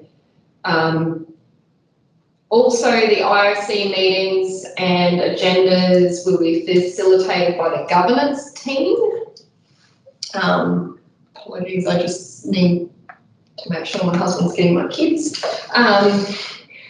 So they'll be facilitated by the governance team, and what that looks like, we're doing the procedure at the moment, but it's really if you're a project sponsor, I think it is, and if something comes to the gate and it needs IOC prior, then you'll have to email off to the governance mailbox and they'll facilitate that. So it will be a little bit clunky, I get that. We're trying to put that procedure around it to give guidance, but we will work through that one. I don't expect it to be a big thing because we don't have many of them that are going to IOC. So 80-20 rule. So from late August, and that's a bit of a stab in the dark of what that might be, but from late August, I'm anticipating it'll be ready, this next bit, and what that is that our forms, so the investment opportunity brief and business case forms, instead of filling out a paper-based document, you will actually enter those fields of data directly into IPP as the proponent. So we're going to cut out this middleman of asset governance, taking it from a document and entering data. There is a little bit of QA we're going to put around that, but yeah, it's trying to cut down on that load. The gate approvals will also be facilitated by Tech One workflows, and by no means is this automated. The Tech One consultant jumped on me yesterday for saying automated. It will be technology supported, and semi-automated was popped up as the word I should be using, but really those workflows will be facilitated through Tech One rather than emails and signatures, if that makes sense. And that will be for all gates. And this is a win because originally when I set out in January, it was only going to be gate 0, 1 and 2, but we're now able to do for all gates, so which is cool. It still will be a manual update of the IPP via the asset governance team for change requests. That's not going to change. And the IOC meetings and agenda will still be facilitated by the governance team, and will be paper-based as such, not in this sort of semi-automated.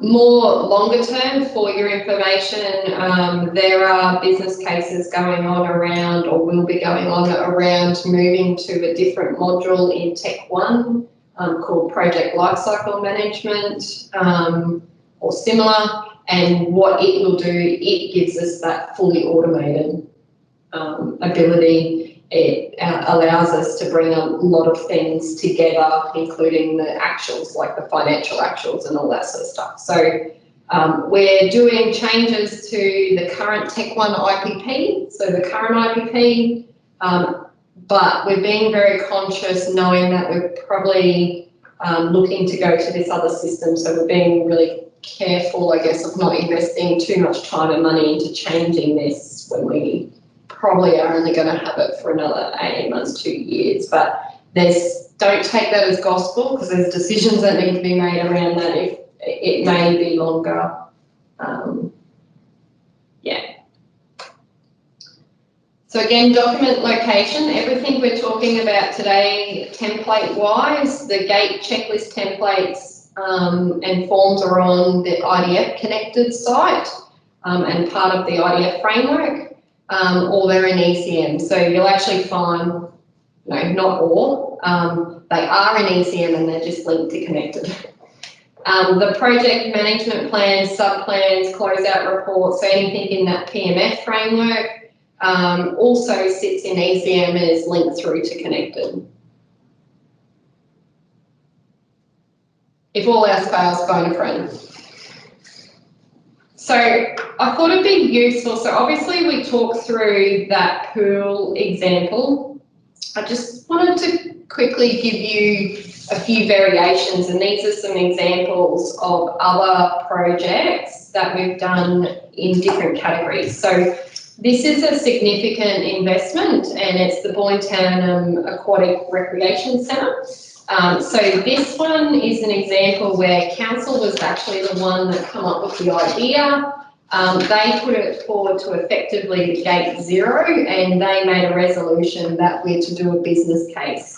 So what that meant is we then, as officers, took that, and this happened in the strategic projects team. They actually got a consultant on board and they did a problem or opportunity statement. That then went to, well, if the IOC was operating, it would have went to IOC review because it's a strategic project. The decision was made, that gate decision would be made by the sponsor, in this case was Colour Quinn. because the council resolution only said to bring the business case back, and the business case is not until gate 2.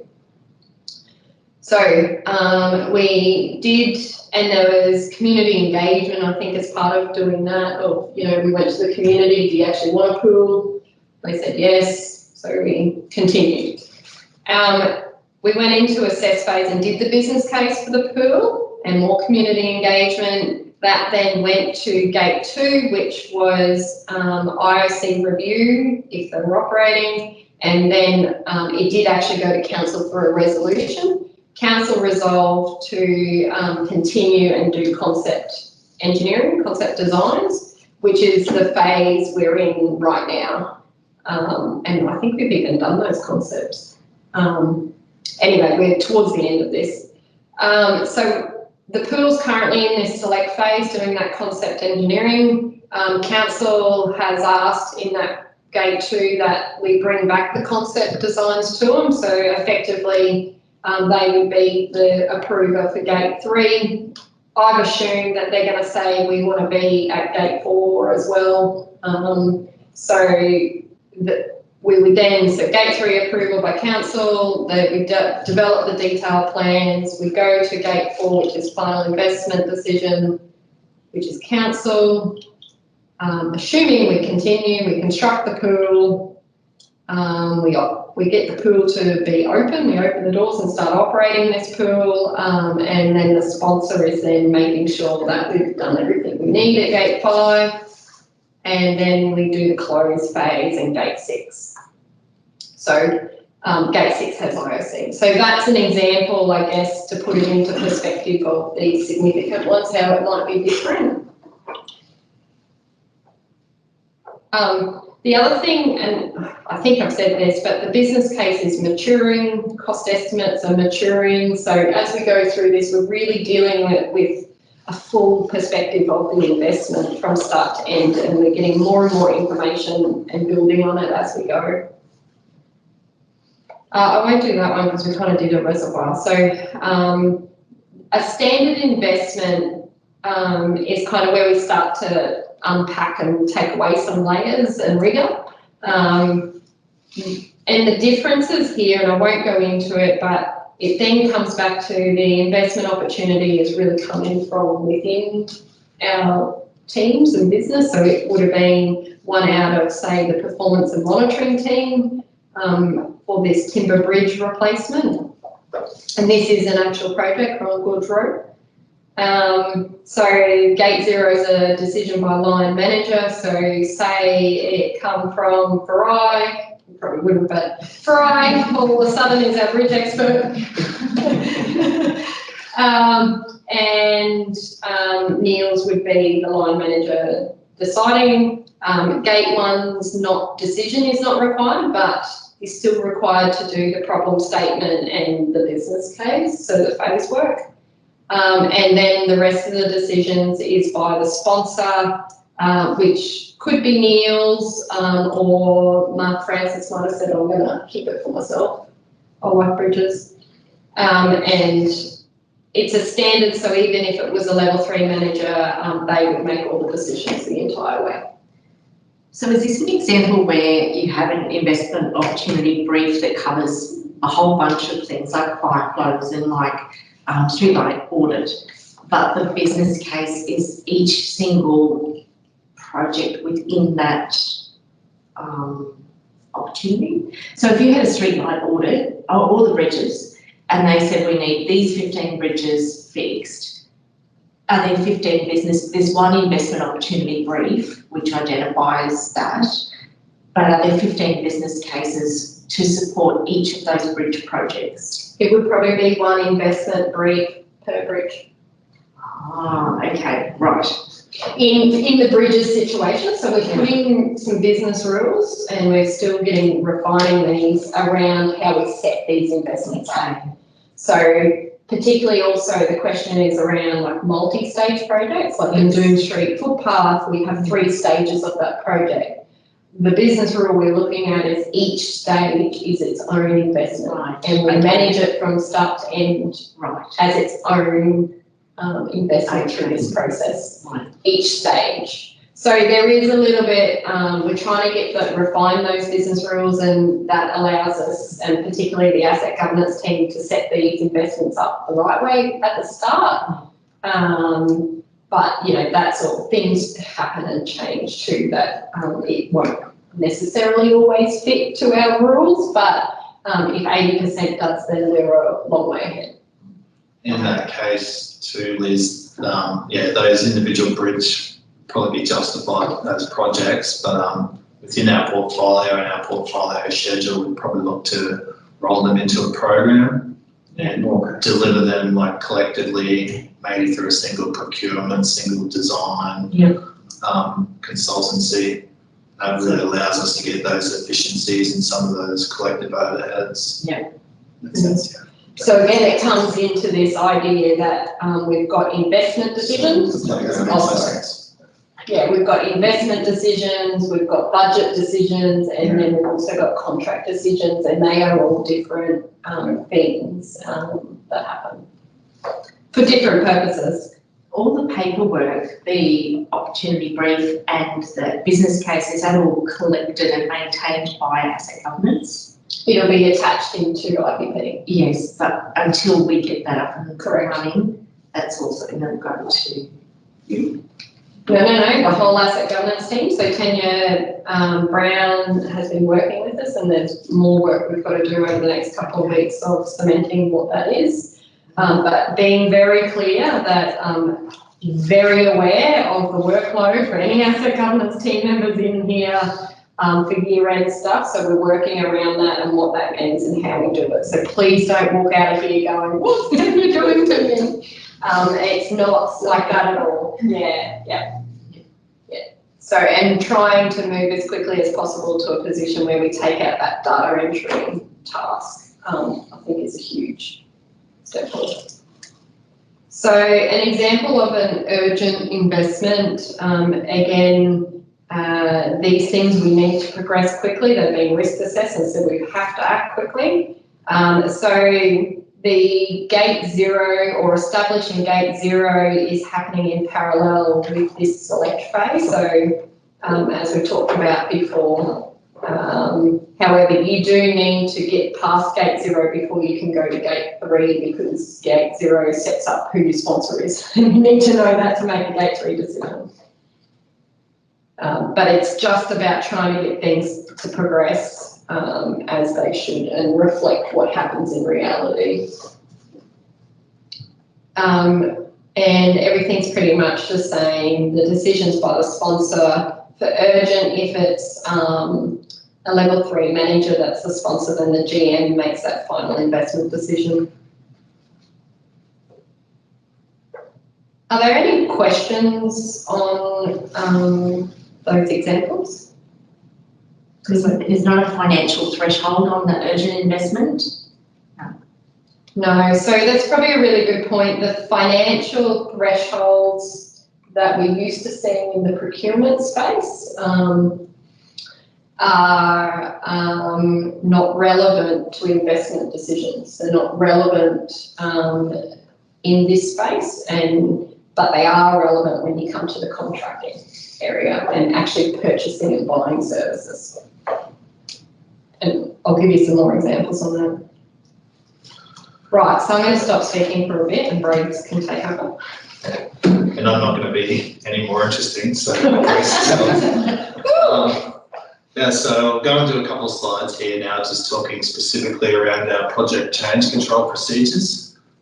So in this context, we're talking about changes to our project once we have got that adopted business case and we're past that gate 2 in our investment decision framework. So with a change control process, it's typically comprised of the 5 steps. So we need to propose the change, understand the impacts of making that change, including any benefits of doing it or not doing it, and then any risks that are relevant to implementing that change. We then make the decision around the change, make the change and close it out. So the next slide. So we've done some work with our insights and innovation team to map end-to-end what our project change processes look like. You can click through, probably a couple of clicks.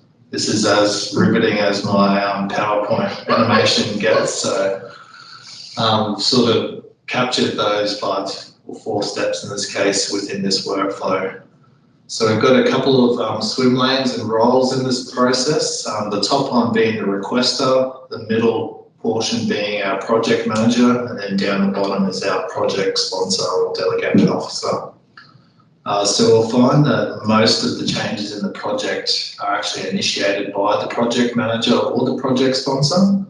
But in theory, they could come from anywhere in the business. And we've got an example of that recently on our Goondoon Street footpath works.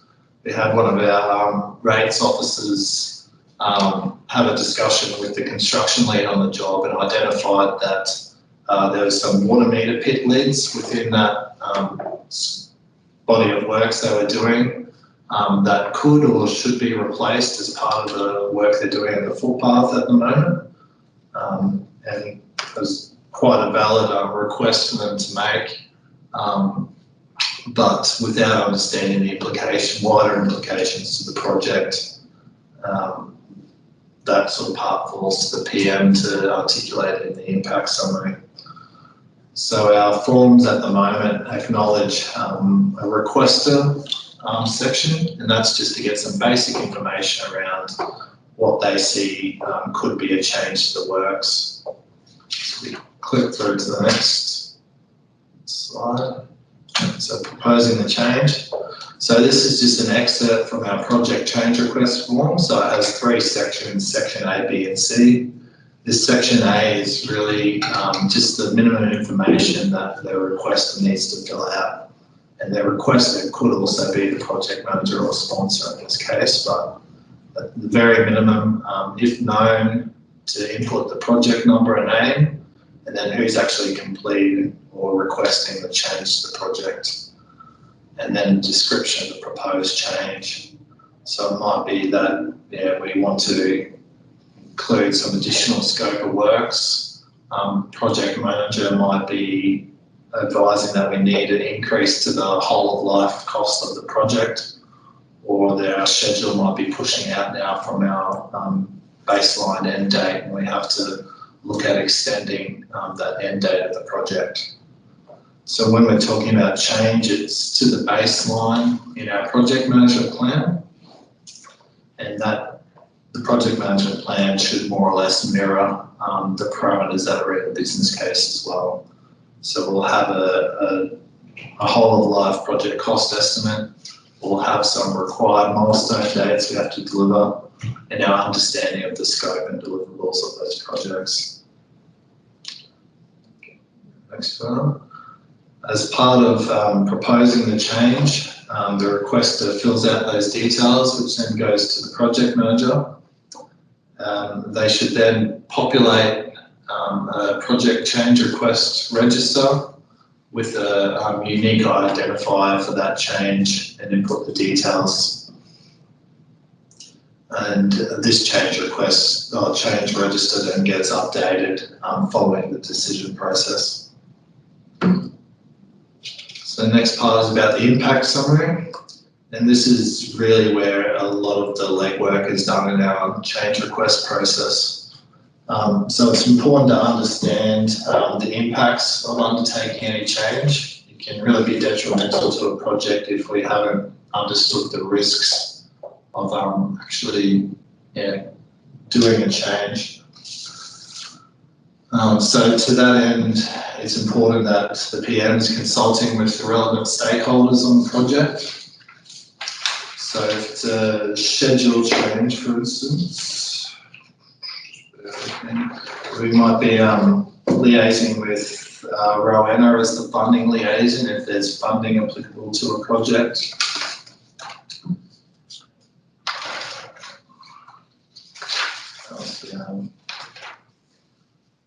Scope changes might need to be consulted with the design lead on the project if there's impacts on the actual RPQ design.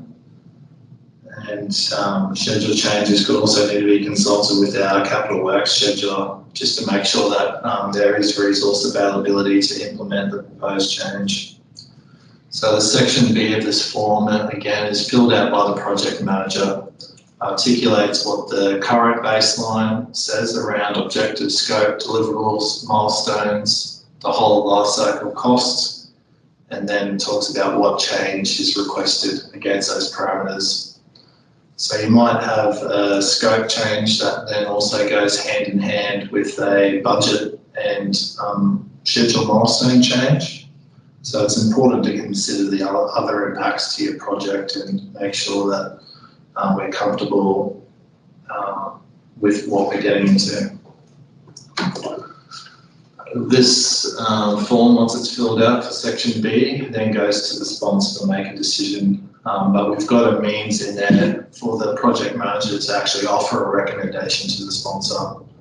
So all things being said, the current health of the project or the impacts of the change might not be in the best interest of the business to proceed with.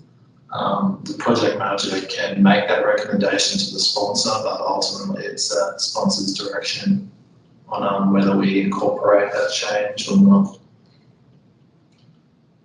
Click through. I've just got a question. Yeah, Sorry, sure. the project change request form, is that applicable to every gate where there's a change request? I guess I'm trying to identify at what point do we go back and change the business case? Or do we change the business case at all? So is this only applicable in the execute phase? No. Okay. Anytime after gate 2 where there's a change to this baseline. Yeah. So do we ever go back and change the business case then? Yeah. Yeah, we do. So this project change request triggers it. Okay, right. Yeah. So what it's effectively doing is saying we've got a change. Sponsor, can you review this? This is what it is. They will be able to see that business case, like they'll be able to go into IPP and see all the fields which make up the business case and be able to go, yeah, we can yes or no, or need more information. Once it's approved, whatever the change is, then needs to update those fields in IPP, which is your business case. Right, okay, got it. So that technically would involve SAP, given that SAP does the business case in a lot of instances. A lot of those project changes will come back to SAP. Of course, if you're doing street footpath or for whatever project it is, will come back to SAP, to asset planning and PAM. Yeah, so we will be, so the sponsor is where it will come to the decision, which is typically Niels and I in a lot of these. Yeah. But in saying that, before it gets to us, the PM's consulting with the stakeholders. Yeah. So it might be a whole range. So as an example, if there's a change to the design, say, midway through execution, me as a sponsor will not touch it until I know there's been an RPQ engineer look at it. Yeah. So this consultation table you see on the right there is really what evidence the PM has and who they've consulted with. Yeah. So we should expect to see the name of the design lead on an objective scope change. Liaison with our, as I said, Rowena potentially on the funding side of things if there's going to be a scheduled milestone change that might impact on any funding agreements. So just a question here, is the change request registered in Excel? Yes. Yeah, that at present that template that you saw is an Excel document.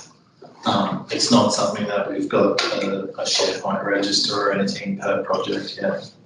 What we are doing with this changes to IPP that we're working through at the moment, which is that late August go live, is having a summary in IPP of all the approved change requests. And it's just a short table that captures the number and what the change is as a really short, succinct thing that if you want more information, you've got to go off into the actual dig for it. Not dig, but go to the project files specifically. So the intent is to have a summary in IPP. as well. Is there a specific problem or concern, Lynette, or idea you have? Asking that question. Come off mute and talk to me if you want. I guess it's just comes down to any changes that happen and how to track those changes. So therefore, if you have it in ECM, then you're tracking those changes. If somebody adds something, deletes something, or changes something, whereas if it's an Excel spreadsheet, then you have the chance of invalid information. That's all. Yeah. So I guess if we end up with it in IPP, there's a control at a high level, but yeah, you want to talk to that? Yeah, I suppose that registers just to allow that tracking document those decisions made, but then also to review at the end of your project as well. Helps to see that history and understand any lessons learned through the way, to avoid any of these change requests in future projects. Probably when we talk about implementing changes as well, it becomes more costly and difficult to implement changes to your project the later you get in that life cycle. We're finding at the moment, because we haven't done a lot of these consultation, stakeholder identification activities, that we are finding issues later on in our project once we're at this point of execution. And it sort of lends more weight to the fact that we really need to get that piece right early during those planning activities, when we can more easily pivot our designs and the cost to implement any changes is a lot cheaper. One of the big ideas behind IDF is front loading, they call it. So bringing forward some of those costs and doing more work up the front, so that we can, avoid more costly changes during construction. So should the form be registered in ECM and tasked to the sponsor for decision tracking, which supports the register? We haven't automated any of those workflows yet, but that's something we can definitely sort of explore. That's a good idea, but Lynette, sorry. Okay. Yeah, noted, and it's probably the first improvement item on the list. But yeah, a very valid point. We've got a system that could potentially, we could utilise. Okay, we better get moving. Yeah. Alright, make decision next. Alright, last part of the form is going to the sponsor.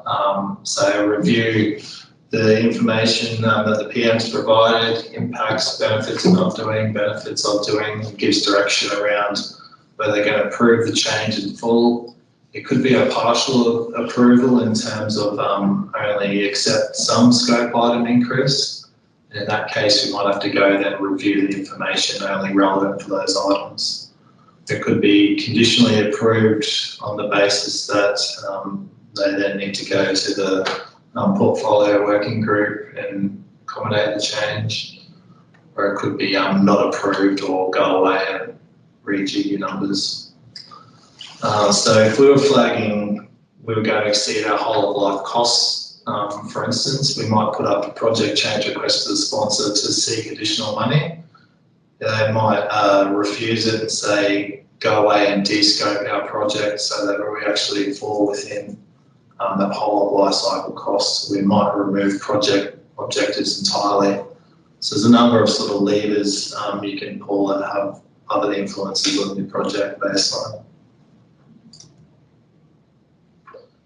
So making the change, following the sponsor's direction, the PM will then update their project register and notify that original stakeholder, the requester, of the outcome of that change request, and then actually put it into effect. There's a number of other processes that come off the back of this, and they do depend on what aspect of the component what the project is being changed. So if it's something that gives rise to a contract change, we go out to our making a contract variation process, which lives within the contracts and procurements world. If there's any scope or budget implications, then they're considered as part of our overall capital portfolio work. So that'll go through then our works program reporting officer and our portfolio working group themselves. So that could be looking at, we need to increase our life of project costs on this project. How do we find that money within our financial year budget to accommodate that work? It could be a matter of deferring further work, future works within the financial year, or we could be reallocating costs between another project that's forecasting to underspend its budget. So that piece around budget in the financial year budget is handled quite separately to the life of project cost decision. At the back end of all this process, if we are accepting the change, the PM will then go and update their project management plan, and we re-baseline the project off the back of that change. Document locations for the project change request and project change register are similar to the other PMF documents. So currently, via our connected page, you can find a link through to those which live in the back end in ECM.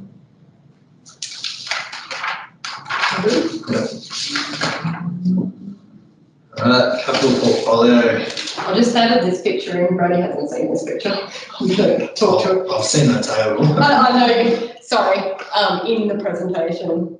A lot of people often go, well, what is it? Like it's existed for 12 months now, but it is, yeah, a spreadsheet, and it's looks like that. If anyone has never seen it before.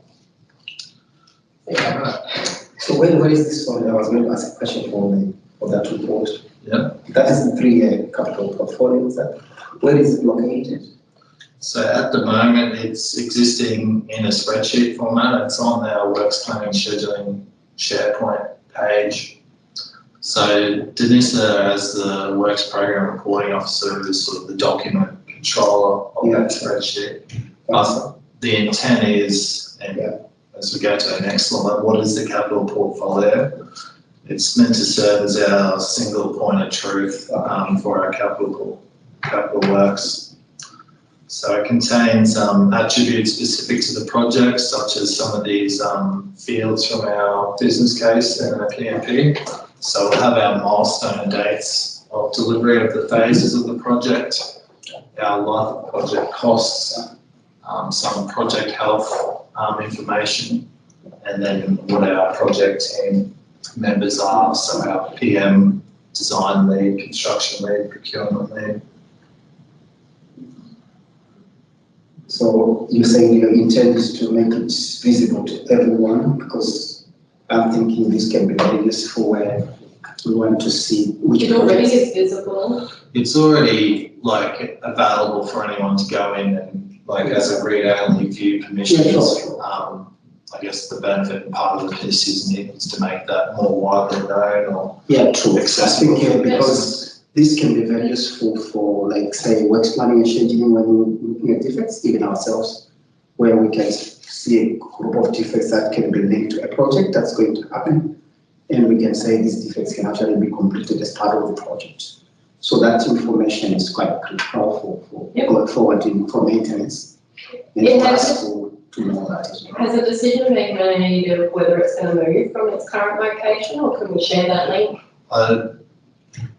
It will probably remain in the current location. We might put another link through the frameworks page to it. I think so. Yeah, it says something we can. It's probably something we can share straight away. It's already. Anyone can go there and look at it. It's not editable. Okay. Yeah, sure. Just for viewing. The last few want to speak. No, it's not editable. And there's Just for viewing, we don't want to change anything, because for us as PAM, we also want to see when we get condition assessments, what sort of projects are linked with our replacements, And if we can actually say, oh, we can do that as part of that project as well.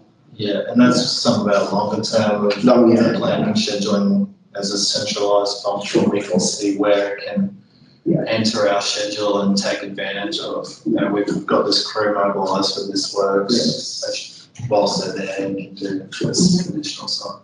Maybe as a start, you can start making it visible for PAM. It's just a matter of sharing the link. It's just a matter of sharing the link. So we'll make that happen. Yeah, sure. It's an action. If you can.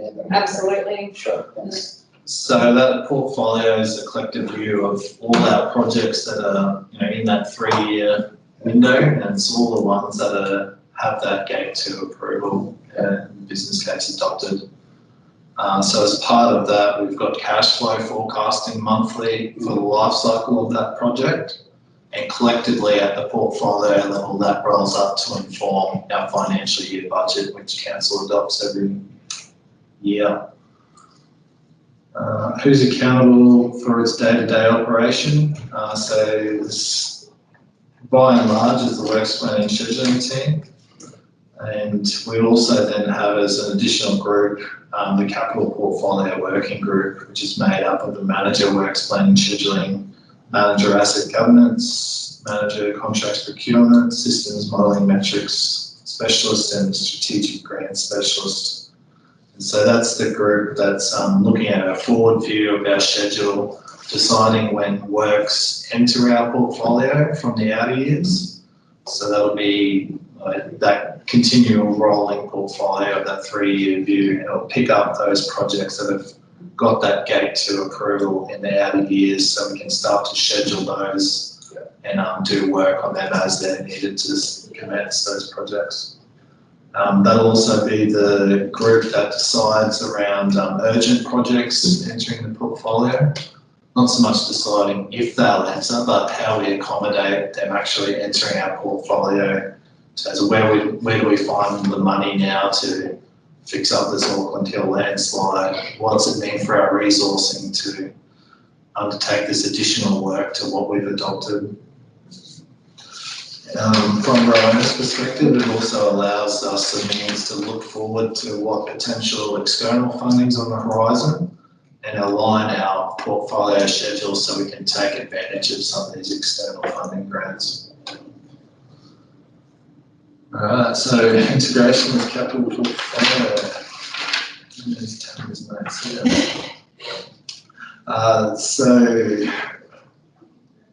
We process and mapped how we go about adding a new item to the portfolio, as well as how our change procedures affect the portfolio. So there's a number of inputs to this process. Most of them will be through that project change mechanism. And also with our forecasting being undertaken monthly, there's a overall sort of financial year cost balancing exercise which the portfolio working group will manage. That'll be looking at, again, how do we accommodate our changing financial year values for projects to balance against our capital budget for the year. So for instance, if we have a project that's delayed 3 months, then the financial year spend of that project's going to reduce, which means then we need to, we can look at where that cost can be allocated elsewhere within the portfolio to either do more work or fund any shortfalls in project cost estimates on projects. So from an IDF perspective, once it gets a gate 2 approval, and if it is due to start the next phase within the next 3 years, it will enter the capital portfolio to start that mode. If it passes gate 2, but that next phase is out years, so going into the concept design is maybe in year 4 or 5 or onwards, then it's part of the kind of BAU process, bringing, once it gets to year 4, obviously year 4 becomes year 3. And so there's a process every year we'll have to go through the capital portfolio working group to pull that in, so that the capital portfolio remains a rolling 3 years of projects that are starting from concept design. And our portfolio schedule is developed on the basis that all the projects are going to proceed through the gates. So if we got to gate 3 and it was now determined that we didn't need this project anymore for whatever reason, then that goes through to the portfolio working group after that sponsored decision to now look at, okay, we've got now surplus financial year funds and resource, how we reallocate that elsewhere through the portfolio. So that portfolio working group meets monthly at the moment, or typically on the 3rd week of each month. But there is a means to have urgent approval of projects just by emails to those members of that group. So a question from Lynette here. Sorry, let me bring it up. If it doesn't meet that criteria, in some circumstances, will it enter the long-term financial plan instead of the IPP? So it exists in both is the short answer, regardless. So the IPP is the 10-year view, and the capital portfolio is just a more detailed view of the first 3 years. So every project in capital portfolio exists in that IPP, and that IPP is then used to inform the long-term financial planning activity that happens. Does that make sense, Lynette? Yep, sure does. Thank you. Cool. And we might have some investment opportunities in year 4, 5 in the IPP which have passed that gate 2 IDF gate, but we won't acknowledge them or bring them into that portfolio until they enter that year 3 mark. Did you have a question? No. Right, we're going to get this out. Yep. Yep, cool. So the maintenance management framework is obviously also a very new thing that is being developed. Well, it's developed, but we're out working similar to what we've done with the IDF. You're not meant to read that, but that's what the picture looks like when, similar to the IDF picture, most people think that's all it is, but it is more than just that picture. So just a really quick graphic, I guess the maintenance management framework kind of has 3 phases. So it's a program and plan, do the work, so do the maintenance work or inspections or whatever it is, and then you close and improve. So the close and improve is about reflecting back on how good that program was, that maintenance program. Do we need to make changes? And it's a bit of a circular thing that happens in the MMF. But in terms of how those phases align with IDF, so that program and plan phase of maintenance management framework should be happening at the same time as the execute for an investment. And then obviously do the work do the maintenance will be happening from that gate 5 onwards. And then obviously the IDF operate and maintain phase is that business as usual. So that's just for a view or a different view, I guess, of how these things do all plug together, and we're making a really concerted effort to make sure that they do. And we end up, I guess, with a really good asset for the community. So we need to ensure the asset is ready to operate and maintain before going live. So hence what we're putting a lot of stress on that gate 5. It needs to be ready by then in all aspects. Stakeholders have the required information, and the asset manager and service provider are genuinely ready to take this on. So we're setting everyone up for success. Okay, so there's a few other little bits of elements we've talked about that we just want to hone in for a bit more detail. So we've talked about cost estimating, and we have terms that probably are not new to you, but in terms of the language we're using in this business now. So we talk about the life of project cost, and when we say that, we mean what is the cost the upfront capital cost if I talk capital investments, it's what is that upfront capital cost? So, which is basically concept design, detailed design, and the construction and close costs. That's what we're considering. Operational investments, that life of project is probably a little bit more than that. It's all phases, but when we talk life of project costs for capital, it's effectively from that gate 2 onwards to close. So that's one element. So that's the upfront. We then have operating and maintenance cost. And when you add those two, and that's all the costs for that ongoing, your labour, your maintenance, repairing, all those sorts of things, to the end of, I guess, the life of that asset. So when you add those two things together, you get what we're terming the whole of life cost. So when we talk in the business cases, the whole of life cost is what needs to be presented, and that needs to be presented, I guess, heading into gate 2 is the where we first ask for it. And certainly when we're doing cost benefit analysis, we're really wanting that analysis on whole of life costs, not just life of project cost. We have the cost estimate should mature as you go through the phases. And I guess where we have a lot of uncertainty is where your contingency is going to be higher. So as an example, out of the asset planning work we're doing, which is way back in those early phases, we're putting typically a 50% contingency, if not more, on these projects. So lots of pain points and lots of issues where in those initial phases, and Hetherington Reservoir is a good example where we had $1.5 million as the life of project cost on that one out of the planning, and it ended up being close to $5 or $6 million in the end. So there really is an area to improve in that, and one of those things is contingency, is how we can help, as well as better cost estimating.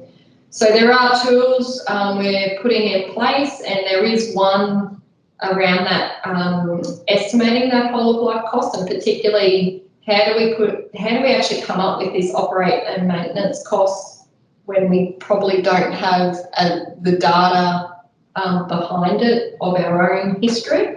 So there is a tool that we're starting to use, and we're going to share that on Connected page that we're starting to use to kind of get what is industry standard kind of rates that are being used. So not necessarily our stuff, and it might not be right, but it's better than where we were, where we were was 0. So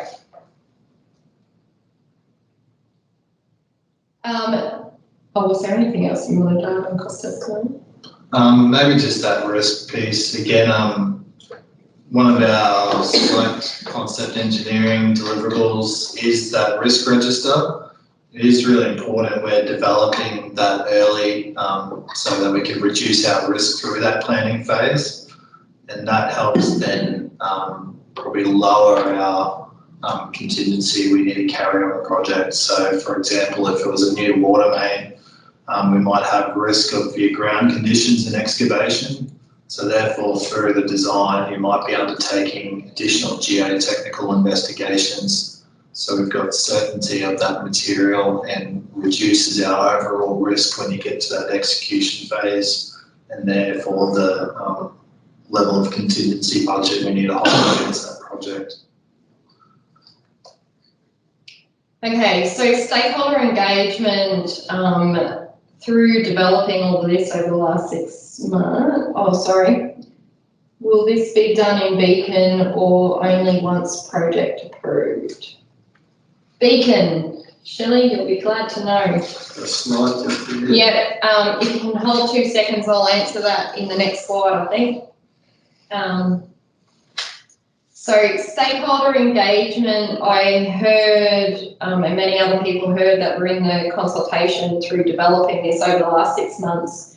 When we talk about pain points and things that aren't working properly, when you unpack the causes, and there often was many causes, but in every single one, stakeholder or lack of stakeholder engagement was one of the causes. So this has, I guess, made it really clear that this is something that is really important and something we do need to change in. So stakeholder engagement plan, doing one, will be mandatory as part of IDF and from the identify phase. So when you're doing your problem statement, you need to fill out one of these, and it's not meant to be onerous and it's a pain. It's just meant to help you think through, well, who are the people I should be talking to?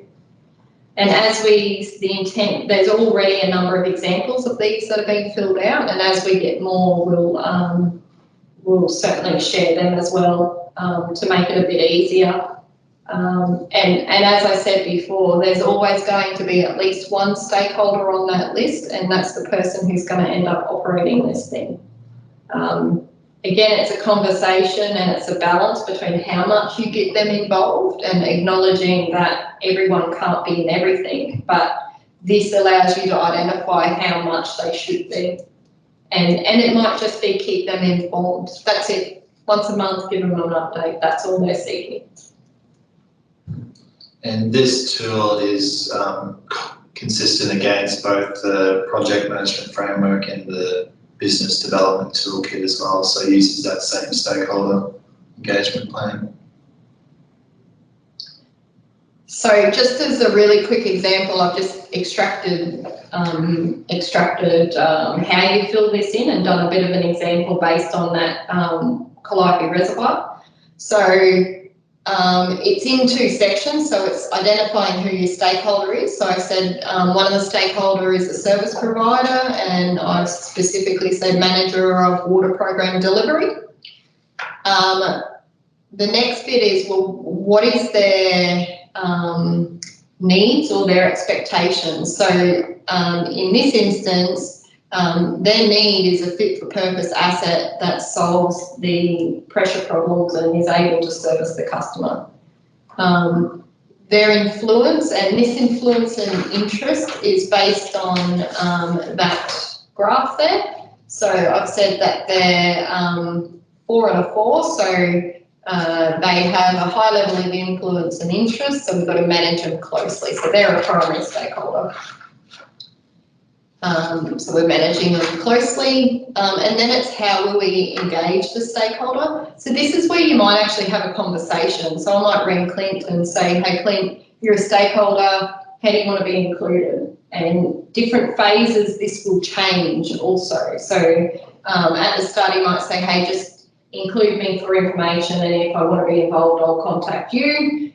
Whereas later on he might say, I need to be in everything. So it will evolve, so that's the purpose of why we said the whole way is every phase you need to update this, because it may change what they actually need to be involved or not. So yeah, that's just that's an example of one line in that template being filled out. Okay, risks and records. All risks are to be recorded in Beacon. And there are 2 different types of risks typically in investments that we've looked at. So up early, I guess early in the front phases, particularly when you're building that business case, there's a risk of not doing the project, and then obviously the mitigation to that is then to do the recommended option that's come out of your business case. So what we're saying is that this should be, because we'll have a project number, we can create the project in Beacon and we can actually record that risk of not doing the project and then what that residual risk is if we go ahead and do the recommended option. There's also, again, project delivery risk, and that's probably what more comes out under the project management framework. So the idea is that this Beacon, what's the project that's been opened in Beacon, because the project names and numbers will stay the same, we can record all these risks in one location against the one project. So short answer, Shelley, was yep, Beacon is the place. Obviously, we're still transitioning across into that and getting everyone working there, which is a work in progress. Is there anything else you wanted to add, Shelley, that I probably missed to tell everyone on that front? No, I was just checking that they were going into Beacon and at what stage they were going in, whether it was the early stages or only once the project had been given that approval. But we're going to work on a process where we can archive or close projects in Beacon, so that'll mitigate any problems of risk staying open that aren't current. Yeah, cool. And obviously our record management system is ECM, and it is expected based on the corporate standard around record management that it's being used how it's meant to be used, and this is no different. Okay, I think I have 2 more things to cover off on, and I appreciate there's 15 minutes to go. So we've talked a lot today about investment approvals, and that is what IDF is. It's these investment approval.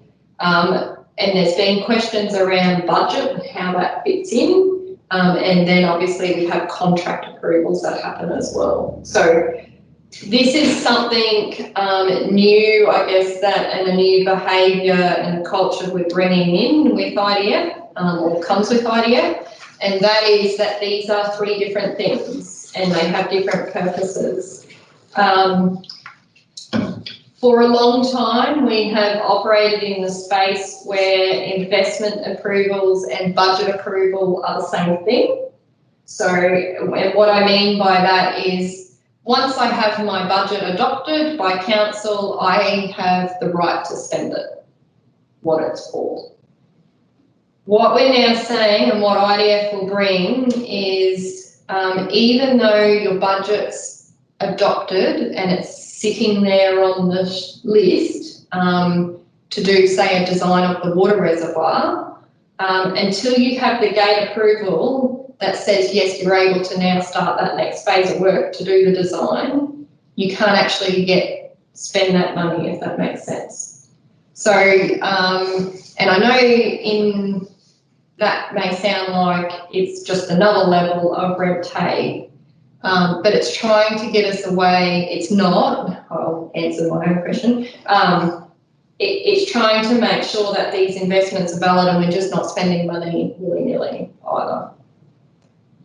So just as some examples, because I appreciate that probably doesn't make much sense of what that actually means, those 3 lines.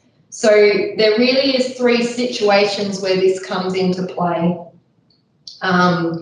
or 3 different ways this plays out, I guess. And I just want to take you through the 3 and hopefully that might make a little bit more sense. So the first example is we have our investment and in start of March this year, we get the gate 4 approval.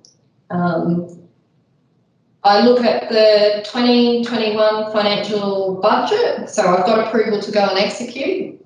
I look at the budget, what's adopted, and budget's available, and I'm able to start, that should say execute phase, not define.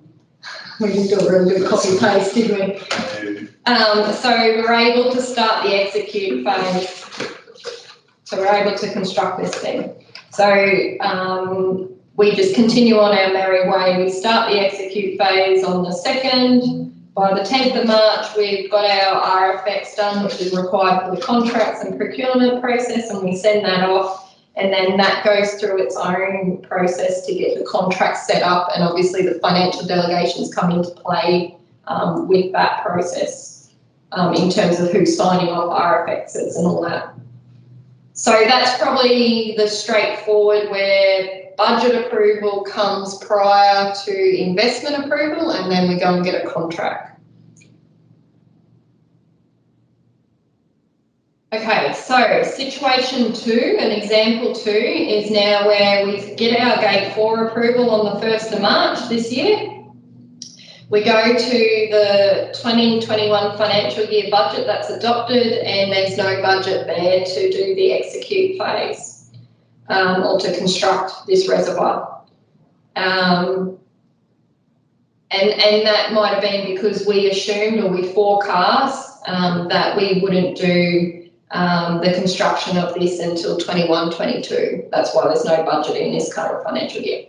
So what we do is we go to the capital portfolio working group based on the process, and we request a budget reallocation to start this construction work. Through that group, they may go, yep, we've got savings, or this project's pushed out due to scheduling issues, so here's some budget, you can start, go. And there's a whole heap of parameters around that as well, or that I won't go into, but in essence, that's what will happen. So then we've got budget, we start the execute phase by mid-March, we do our RFX documents, we go to contracts, and then we start construction. I did a really poor effort of changing these over. So a lot of these decisions through the working group are only enabled by us having this cash flow forecast, because we're really balancing against our position at the end of that financial year for the budget decision. So the third example, so again, we get gate, so that previous example was one where we got the gate approval and then got the budget approval, so it's switched to the first one. The third example is we get gate approval first, we don't have budget, we go to capital portfolio working group, and they can't reallocate the budget. So we're saying that we are looking like we're going to spend our whole bottom line. There's no appetite to go get a budget revision. We're just going to hold the start of that execute phase to the next financial year. So you wait, the 21-22 budget, financial year budget gets adopted, and then we start to build the thing, we go to contracts, and we continue on. It could also potentially be we don't have the resources to deliver that next phase, so a decision might be made on that basis too. Yeah.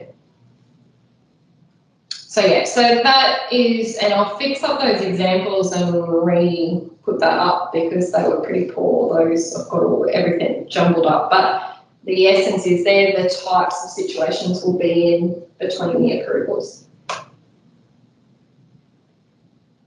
Okay, the Tech One IPP, so just really quickly, it is the source of truth for investment business case information. That's where we're going to update it if there's change requests. If you don't know how to go to it and need to go, then the systems metric modelling team are the ones that run the system and give out training. But as a really quick refresher and FYI, it is the Tech One SaaS icon on your computer that you need to go to.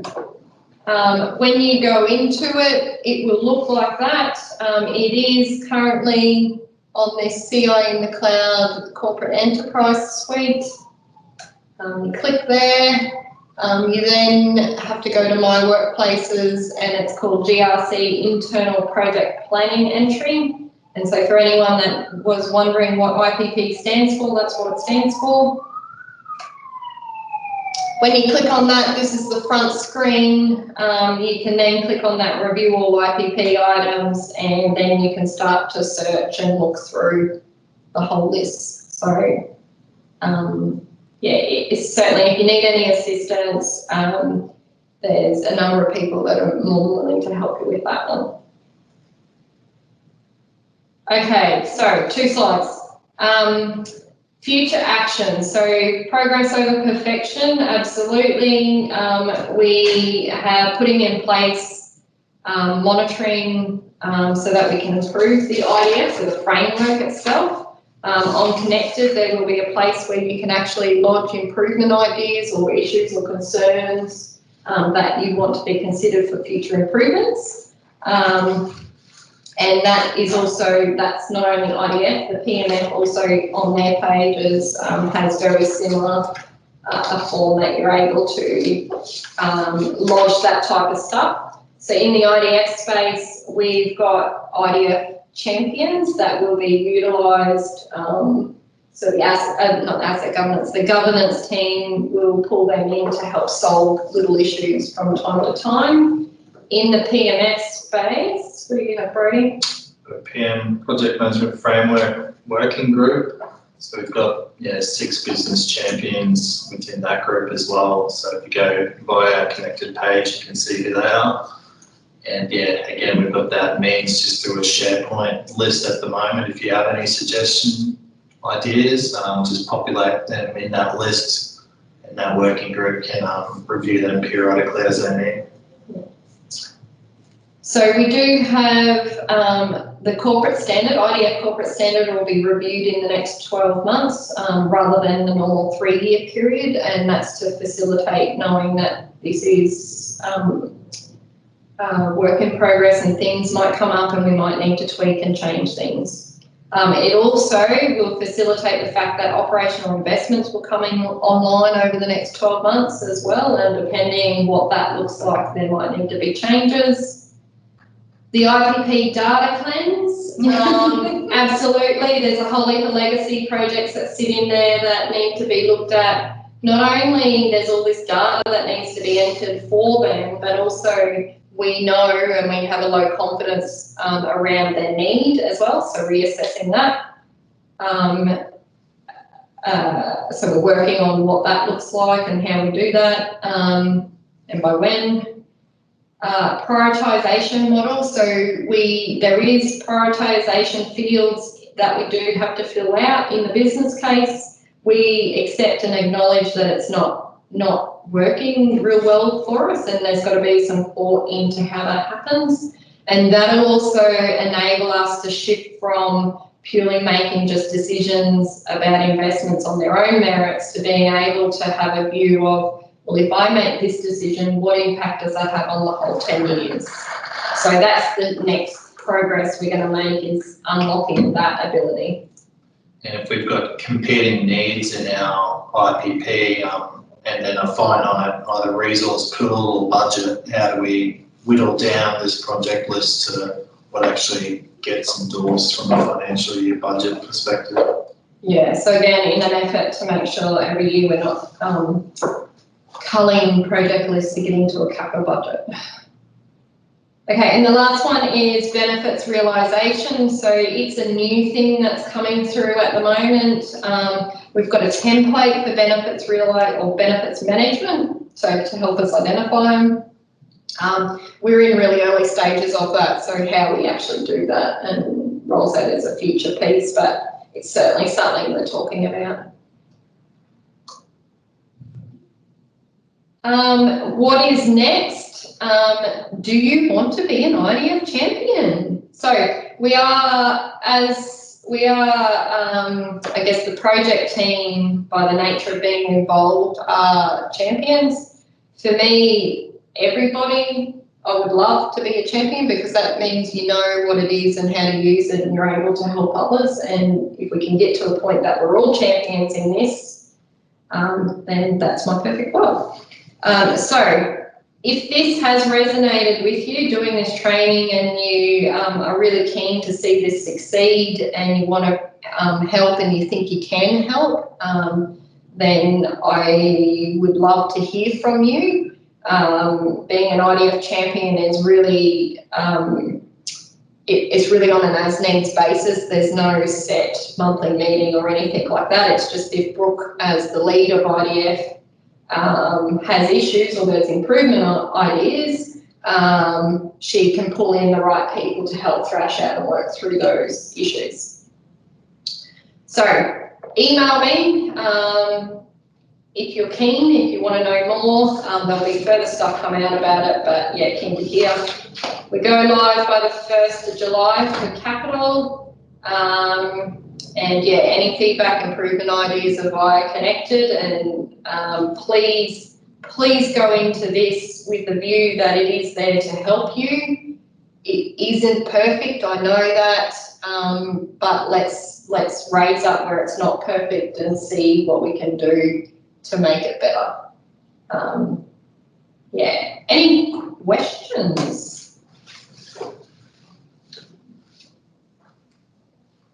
none in here. No questions online?